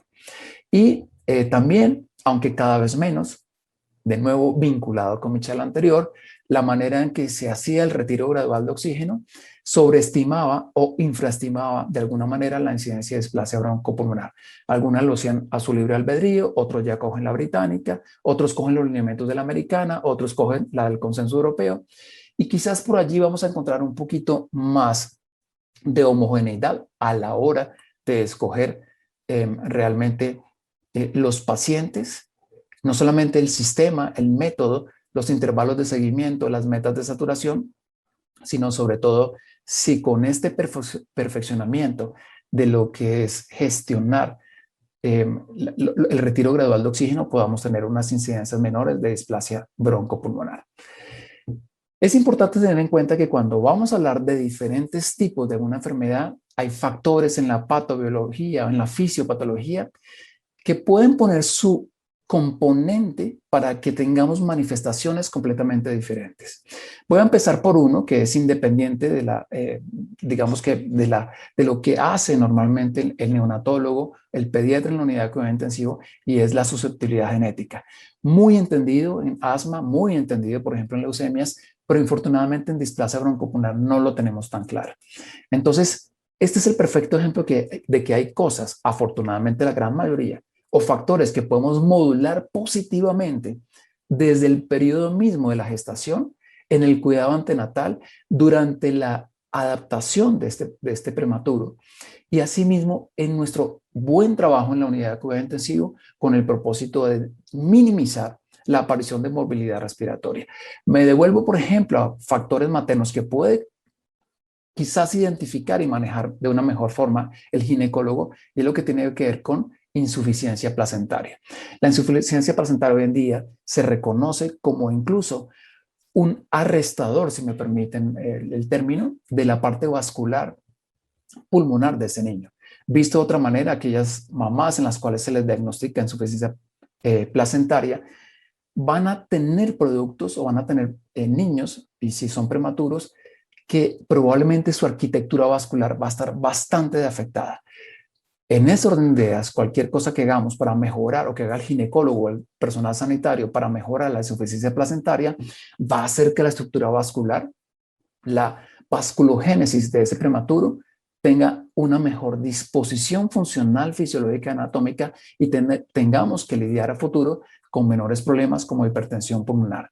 La importancia de los esteroides antenatales, la importancia de controlar las coriamnionitis, que ustedes saben que están profundamente asociadas a fenómenos no solamente de inflamación, sino de disregulación inmunológica en este producto que va a ser prematuro, y por supuesto la exposición a tabaco de primera o segunda mano, incluyendo más recientemente el cigarrillo electrónico.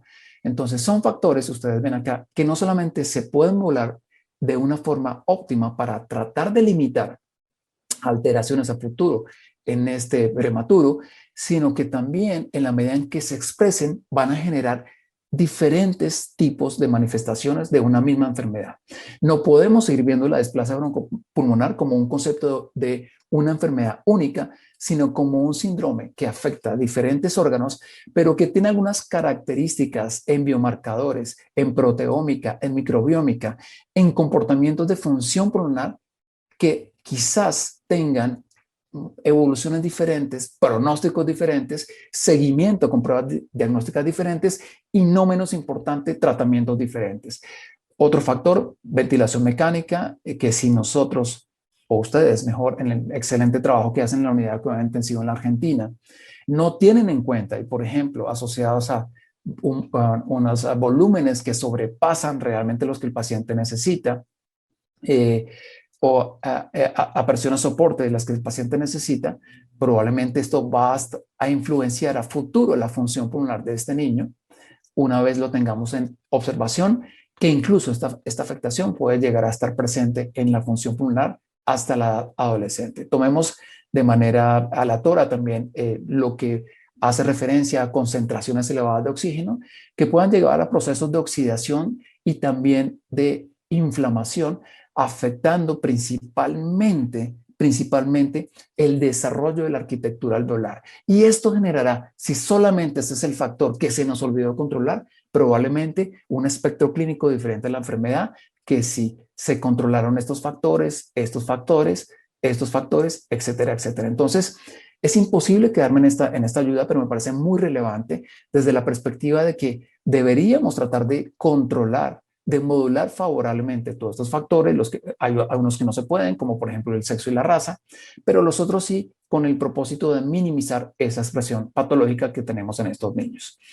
Este es un ejemplo de lo que hoy en día, si nosotros no entendemos como concepto en la displasia broncopulmonar, podría ser el habitué en niños que egresamos de la unidad de cuidado intensivo. Y es la parte que tiene que ver con medicamentos. Muchas unidades de cuidado intensivo neonatal, al menos en mi país, egresan estos prematuros con displasia broncopulmonar como si fuera una receta de cocina. Le vamos a colocar esteroides inhalados, diuréticos, broncodilatadores, manejo antirreflujo, antagonistas de receptores del leucotrieno, etcétera, etcétera, etcétera. Pero fíjense que no solamente en mi país.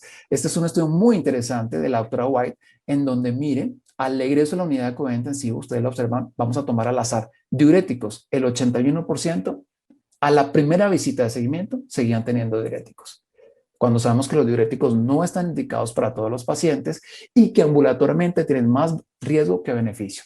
Tomemos medicamentos antirreflujo, 47%. Pero no menos importante es que en las visitas 6 meses después, los pacientes seguían con una importante cantidad de medicamentos que probablemente ni siquiera necesitan. Y es el caso de los esteroides inhalados. No hay ningún estudio al momento en una displasia ya establecida, ojo, ya establecida, que indique la formulación de esteroides inhalados. Y les está hablando un neumólogo que en su arsenal terapéutico es lo que más utiliza en el día a día de su consulta. Pero en displasia broncopulmonar, el uso indiscriminado de esteroides inhalados o de broncodilatadores o de metilxantinas realmente no está justificado. Entonces, no solamente somos nosotros, y aquí hay un ejemplo muy bonito de lo que sucede también acorde a pacientes que son prematuros, pero que se siguen hasta las 40 semanas de edad postconcepcional. Miren, hay más de 11 medicamentos desde cafeína que se dieron. Obviamente algunos tienen indicación, obviamente algunos de ellos ayudan a modular favorablemente desenlaces de morbilidad respiratoria futuro, pero que con el transcurso del tiempo su eficacia se va apagando, como el caso del salbutamol nuevamente, como el caso de diuréticos nuevamente, como el caso de esteroides inhalados. Y de nuevo, lo que nos lleva a reflexionar esta literatura, al menos para este estudio, es que 50% de estos pacientes no necesitaban estos medicamentos al alta de la unidad de cuidado intensivo, pero algo más terrible es que el 30% de estos medicamentos se estaban dando en dosis acumuladas que podrían llegar a ser tóxicos para el paciente. Visto de otra manera, en el paciente ambulatorio damos medicamentos que no son, con dosis que no son, y que podemos generar fácilmente efectos adversos. Voy a mostrar solamente 2 ejemplos de lo que pueden ser los fenotipos, anticiparme un poquito de lo que pueden ser los fenotipos y de por qué la aproximación terapéutica, la aproximación de seguimiento y la aproximación de pruebas diagnósticas debe ser completamente diferente.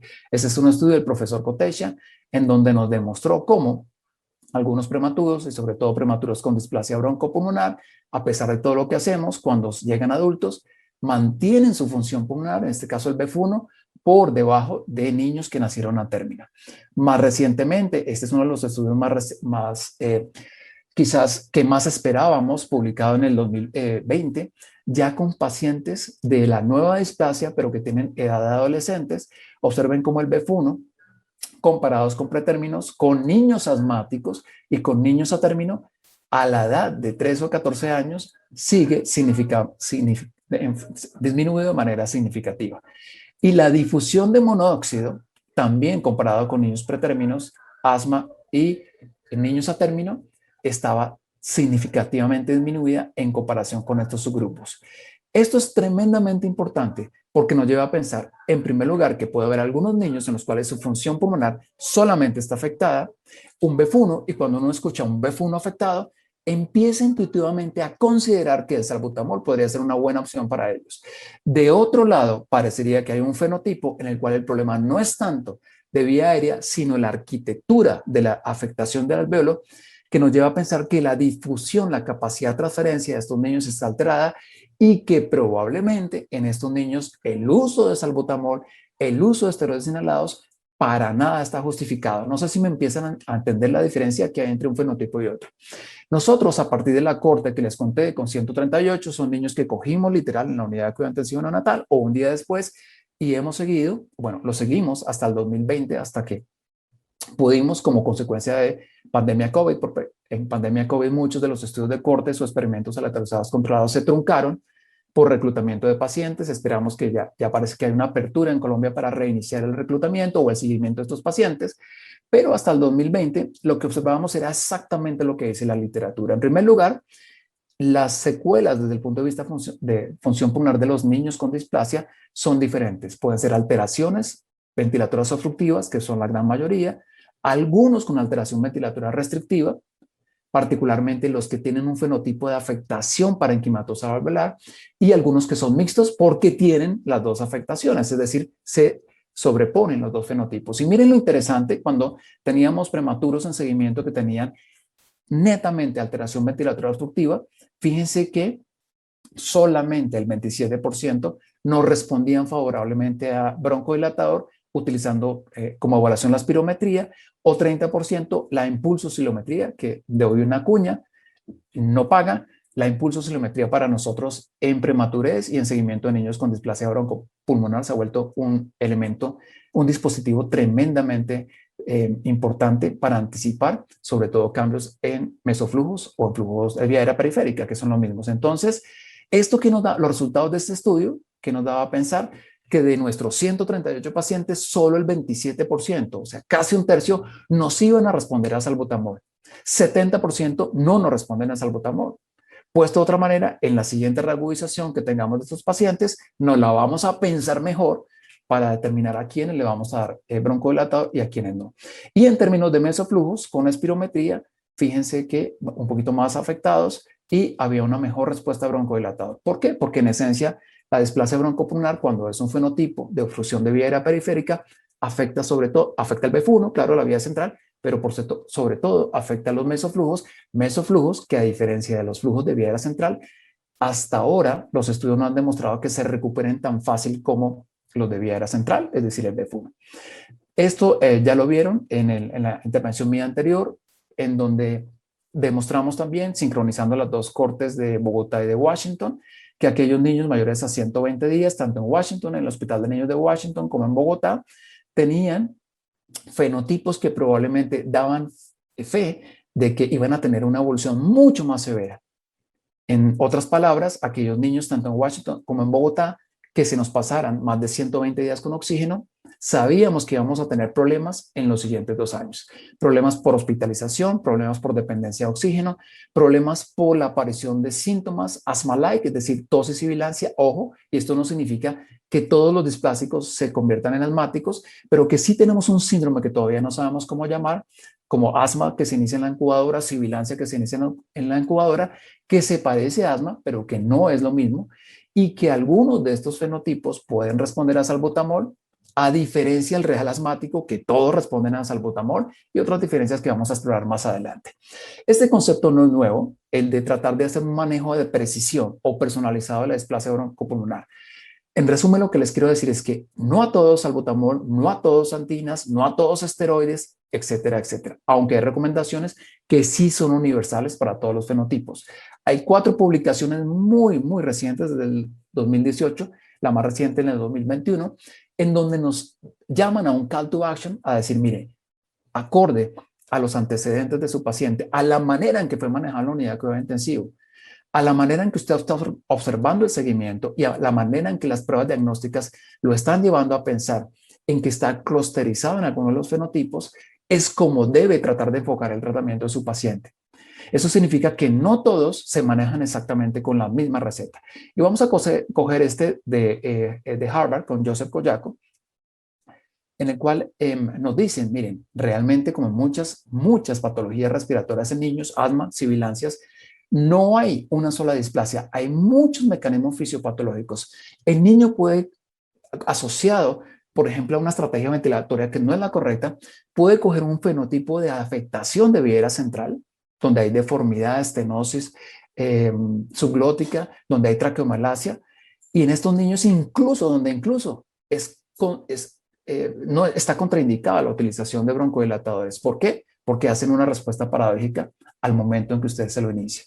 Entonces, ese es solo un ejemplo de las diferentes patologías que nos lleven a pensar en que quizás sí existen diferentes tipos. Así se parezcan, hay diferentes tipos de displasia broncopulmonar.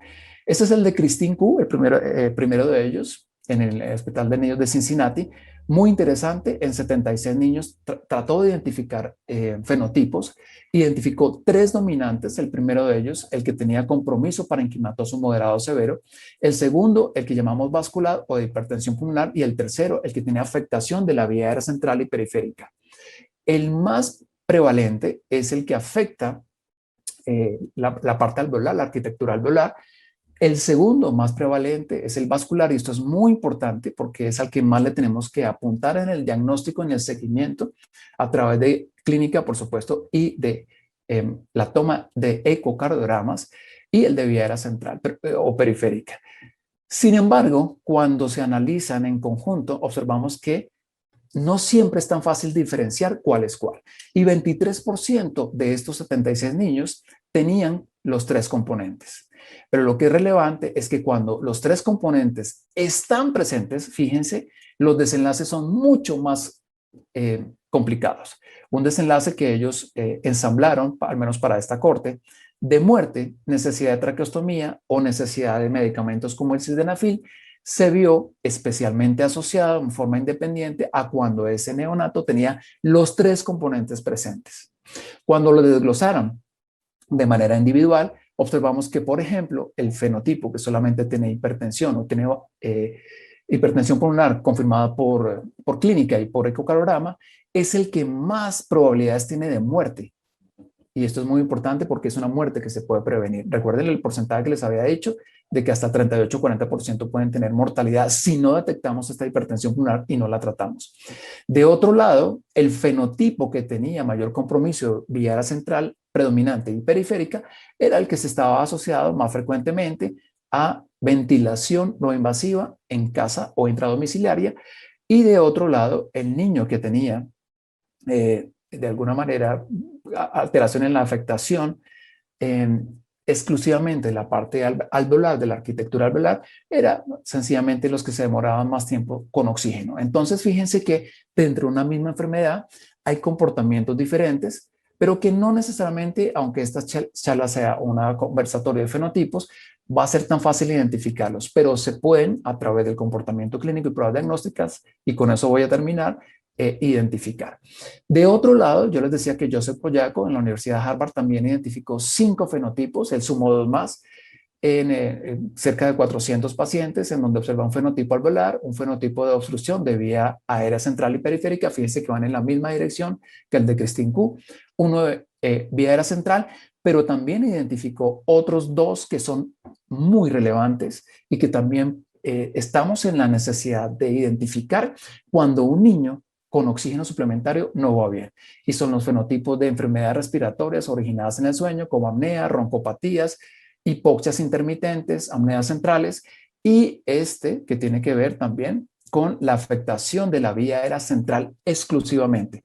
Muy importante, particularmente cuando tenemos neonatos extremos que infortunadamente tienen que ser mantenidos mucho tiempo en ventilación mecánica. Esa ventilación va deformando la vía aérea superior, va alterando las características anatómicas del paladar, va afectando la coordinación succión-deglución y son los que prioritariamente desencadenan más algún tipo de estenosis subglótica, de traqueomalasias, de broncomalasias, ¿por qué no de parálisis de cuerdas vocales? Ese fenotipo también hay que identificarlo y tenerlo muy en cuenta. Afortunadamente sucede solamente en el 5% de los pacientes y esperamos que cada vez menos con ese muy buen trabajo que ustedes hacen en la unidad de cuidado intensivo neonatal, apostándole a la ventilación no invasiva en los pacientes que tienen indicación, que no tienen contraindicación.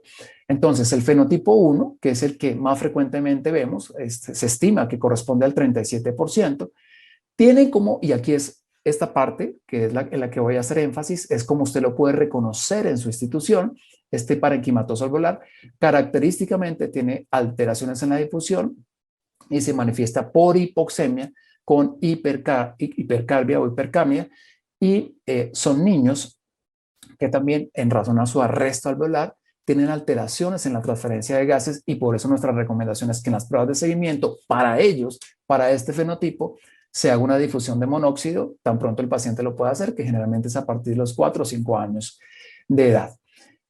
Se puede presentar infección recurrente, hipoxemia severa prolongada. Este fenotipo es el que se asocia, como les dije, a mayor tiempo de requerimiento de oxígeno. Hoy en día no hacemos escanografías ni resonancias de manera sistemática, pero se supone que si este paciente con este fenotipo es demasiado severo, se podría evaluar a través de cuantificaciones muy interesantes volumétricas, como por ejemplo la resonancia de ultrafast. Qué tan importantes son las lesiones que puedan explicar la hipoxemia severa prolongada y cómo va a ser el futuro, el pronóstico de estos niños. Vuelvo, insisto, no es rutinario que hagamos escanografías ni resonancias, pero en el subgrupo de niños con comportamiento más severo podríamos considerarlo. A futuro, estos niños clínicamente tendrían pobre tolerancia al ejercicio, tienen menos alvéolos, tienen alvéolos entre paréntesis hipertrofiados o hiperfuncionales, pero si se exponen a noxas como tabaquismo, como sobrepeso, como contaminación, como falta de rehabilitación, probablemente no van a alcanzar los umbrales, los consumos de oxígeno o los niveles de oxígeno de ejercicio que deberían tener para sus edades. Y por supuesto, con la desprendida afectación de calidad de vida tanto para ellos como para sus padres. ¿Cómo podemos confirmar esto? Cuando el niño está en la edad escolar, con test de ejercicio cardiopulmonar y test de caminata de 6 minutos. El fenotipo 2 es el obstructivo de vía aérea central o periférica, aunque es dominante mixto de vía aérea central y periférica. En la radiografía de tórax vemos característicamente un aumento del volumen intrapulmonar, y estos sí son los que se parecen a asma, que no son asmáticos. A la salida de la unidad de cuidado intensivo empiezan a tener tos, sibilancia, dificultad respiratoria, hiperactividad bronquial, que la podemos cuantificar con impulsos oscilometría a partir de los 2 años y medio, o a partir de los 4 años o 5 con espirometría. Característicamente, el feno, cuando lo medimos en estos niños, no es como el asma, que en el asma, en el fenotipo inflamatorio de predominancia eosinofílica, está supremamente elevado. En estos niños está normal o incluso está disminuido. Y esta es la primera gran diferencia, y por eso es que nosotros no creemos que los niños con displasia tengan mayor probabilidad de ser asmáticos, sí, mayor carga de enfermedad, sibilancia, tos, hospitalización, pero todavía no nos convence aún el hecho de que prematurez y displasia independientemente están asociados a asma. Y esto es una prueba fehaciente de ellos. Pueden tener alteración en volúmenes pulmonares. Para esto utilizamos también las pruebas de índice de aclaramiento pulmonar o los volúmenes pulmonares. Y de nuevo pueden tener afectación al ejercicio y hacemos test de ejercicio cardiopulmonar para determinar, o test de broncomotricidad para determinar qué tan afectado está el niño. Entonces fíjense que comparado con el fenotipo anterior, casi que es el anterior es hipoxemia, este en cambio es más hiperreactiva o más síntomas o síndromes sibilantes que están asociadas a la prematurez.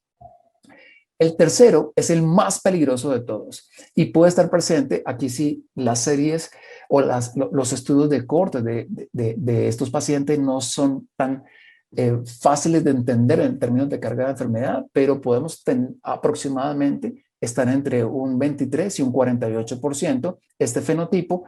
Lo importante es que lo diagnostiquemos. Tiene como característica hipertensión pulmonar, también obviamente asociada a dependencia prolongada de oxígeno, pero lo más importante es lo que puede suceder asociado a este fenotipo. En primer lugar, mortalidad, y en segundo lugar, disfunción ventricular, que incluso en hipertensión pulmonar lento, cuando se hace seguimiento en adultos, estos niños llegan a la edad adulta con disfunciones ventriculares derechas mínimas que todavía no sabemos si a futuro van a estar asociadas a una falla cardíaca o a desenlaces negativos en términos de enfermedad cardiovascular.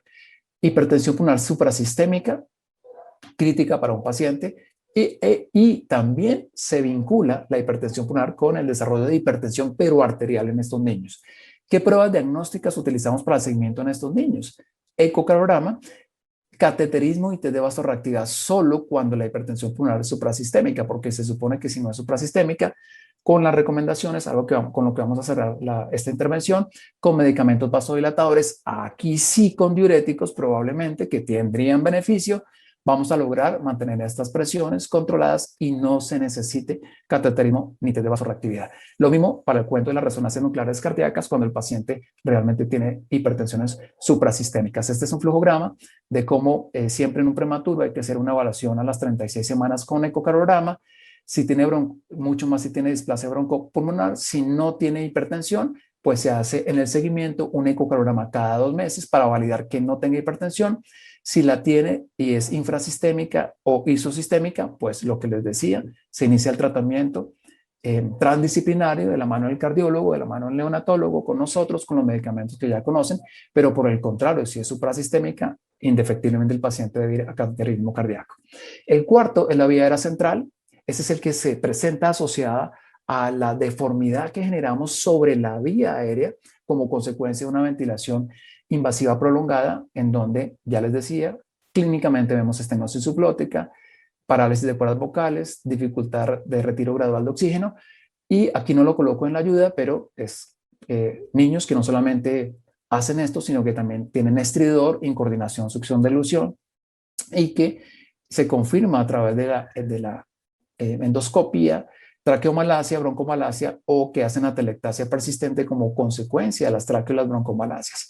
De nuevo, es un fenotipo diferente que requiere pruebas diagnósticas diferentes. Nosotros no les hacemos endoscopia en nuestra institución a todos los displásicos, esto no tiene ningún sentido, pero los que identificamos en este fenotipo y no logran un retiro de oxígeno, recuerden los parámetros que les dije, menor a 32 semanas en 6 meses o mayor a 32 semanas en 3 meses, y si tiene algo del espectro clínico de este fenotipo, pues sí que lo llevamos a fibrobroncoscopia dinámica para evaluar o a nasofibrolaringoscopia en conjunto con nuestra unidad de vía aérea para confirmar si existe alguna de estas patologías y dar el tratamiento consecuente. Y el último, el más reciente, que es desórdenes respiratorios durante el sueño, esto tiene que ver con muchas cosas, tiene que ver con la hipotonía, tiene que ver con el mal control central de la respiración que tienen los prematuros, independientemente de que tengan displasia o no, tienen que ver también con trastornos probablemente asociados a la misma estructura de la vía aérea superior con la que nacen ellos, también hipotónicos en la parte palatina y que pueden develarse clínicamente como presencia de apneas obstructivas, roncopatías también como hipoventilación alveolar central e hipercapnia, pero que por supuesto acá sí estos pacientes tienen indicación de ser llevados a un polisonograma, ojalá polisonograma con capnografía, para determinar si hay hipoventilación alveolar central asociada. Aquí el problema que tenemos es que infortunadamente por debajo de 3 meses los valores no están tan estables, los valores de referencia que también varían con la altitud, no están tan bien establecidos y a veces nos toca extrapolar qué es lo que no queremos de niños de 3 meses hacia adelante. Pero igual es una prueba diagnóstica que en este fenotipo, cuando sospechamos por broncopatía, por hipoxemia intermitente, por la sospecha de una apnea, nos lo va a confirmar y nos va a guiar el tratamiento apropiado, del cual con eso voy a terminar y ya les voy a dar las indicaciones de cuál estrategia funciona en cuál fenotipo. Gases arteriales también como análisis complementario, aunque se dice que con capnografía no es necesario, pero se podría también considerar una gasimetría arterial. Entonces, para terminar, miren los fenotipos acá y fíjense aquí una cantidad de intervenciones que no están indicadas para todos los fenotipos, exceptuando probablemente 2. Primero, la nutrición, y aquí hago la cuña, de nuevo sin pagar, a la lactancia materna. Sirve en todos los fenotipos, de hecho previene. Hay un estudio recientemente publicado que nos indica que lactancia materna exclusiva durante 6 meses, al menos para una corte en Europa, hizo una reducción del 40% de displasia broncopulmonar. Aquí el problema es la confusión, si fue sola o acompañada de otras estrategias, pero definitivamente sin importar el fenotipo, lactancia materna hay que propender porque se dé. Y esto es importante porque esto sí es, lo podemos modificar nosotros. Los aportes calóricos apropiados que necesiten el paciente sirven para el fenotipo 1, para el 3, para el 4, para el 5. Aquí es donde empieza la diferencia. Miren los broncodilatadores. No es receta para todos los fenotipos. ¿A quiénes les sirve? Solamente a aquellos que tengan un fenotipo de obstrucción de vía aérea. Y el caso del bromuro hipatropio, ni siquiera estos, porque si yo tengo una traqueomalacia o una broncomalacia y le pongo salbutamol, entonces bromuro hipatropio es una buena medicamento para aquellos niños que tengan traqueobroncomalacia. Recuerden que el bromuro hipatropio no solamente es un anticolinérico, sino que en dosis pequeñas, en esto que es casi que es un procolinérico en estos niños que no tienen un buen sostén de cartílago y el músculo liso es el único que feruliza la vía aérea, pues el bromuro hipatropio hace que ese músculo se tensione, contrario a lo que nosotros buscamos en asma o en otras patologías respiratorias. Hace que este músculo se tensione para que podamos tener una permeabilidad de la vía aérea. Fíjense cómo es un ejemplo de que un mismo broncodilatador no se puede usar sistemáticamente en todos los pacientes. Si lo usamos en todos los pacientes, podemos tener incluso efectos secundarios, como es el caso de usar salbutamol en fenotipo como la malacia o la afectación de vía aérea central. Esteroides inhalados son en casos severos en el alveolar y no sabemos, yo creo que aquí debe haberle colocado un signo de interrogación, si en el de obstrucción de vía aérea, cuando hay respuesta significativa al broncodilatador. Diuréticos, solamente muy bien indicados en el fenotipo vascular, pero no en los otros. Y quizás también en unidad de cuidado intensivo, en displasias ya instauradas, en el fenotipo alveolar. Pero una vez sale el diurético, probablemente, como les decía, ambulatoriamente en el seguimiento tiene más efectos secundarios que beneficios. Vasodilatadores, sildenafil, teprostenil, bosentan, diuréticos, nuevamente en quienes exquisitamente en el fenotipo que tenga un comportamiento o alteración vascular. La inmunización es la segunda intervención que se aplica absolutamente a todos los fenotipos. Y hablo no solamente de la inmunización con palivizumab en los grupos de riesgo, sino también de flu y de todo el esquema de inmunización que ese niño deba tener para el momento del seguimiento acorde a su edad corregida. Vacunación contra influenza e inmunización con palivizumab en los niños que tengan el riesgo y que tengan displasia. Rehabilitación, de esto les va a hablar el doctor Bosso. Para todos, para casi todos los fenotipos, es una estrategia que es tremendamente válida. Ventilación invasiva, principalmente para los fenotipos de vía aérea central severos o para aquellos niños en los que se demuestra que realmente hay una apnea central con hipoxemia o sin hipoxemia, se escogerá cuál dispositivo. Y finalmente, la cesación tabáquica y la contaminación ambiental son obligatorios, el control de la contaminación ambiental, para lograr un buen desenlace desde el punto de vista respiratorio en todos los fenotipos. Los mensajes entonces para una mejor práctica clínica suya en displasia ya establecida en el seguimiento son: un mejor conocimiento de que la enfermedad tiene varios espectros identificados como fenotipos. Los fenotipos hasta el momento no son mutuamente excluyentes y un mismo paciente puede presentar combinación de ellos. Ya lo vimos, 23% en el estudio de Catherine Ku hacían sobreposición. Eso significa que la tabla que anteriormente les dije probablemente va a tener que ser ajustada a cuáles de sus fenotipos están identificados en ese paciente y de acuerdo a eso decir qué medicamentos se dejan y qué medicamentos se quitan. Son necesarios estudios encaminados a estructurar escalas de severidad respiratoria, pruebas diagnósticas con mayor potencial predictor y estrategias de seguimiento para la clasificación, clarificación y por sobre todo validar qué tipo de tratamiento funciona de acuerdo al fenotipo que encontremos. Un solo tratamiento, una sola receta, no funciona para todos los niños con displasia broncopulmonar. Y la morbilidad de displasia no se limita solamente a pulmón. Recordemos que fuera del pulmón, ustedes conocen mejor que yo las afectaciones renales, neurológicas, hematológicas, pero en términos de vía aérea, recordemos que el daño no solamente puede ser en el parenquima ni en la vía aérea central y periférica, también puede ser una situación en la cual haya afectación en el intercambio de gases, haya afectación también en la manera en que este niño aprende a succionar y a deglutir, entre otros, etcétera. Entonces, si queremos mejorar la calidad de vida de estos pacientes, debemos tratar de hacer prevención, uno, de identificar fenotipos y de tratar acorde a esos fenotipos. Nuevamente, mil gracias por la invitación y esperamos las preguntas al final de nuestros conversatorios.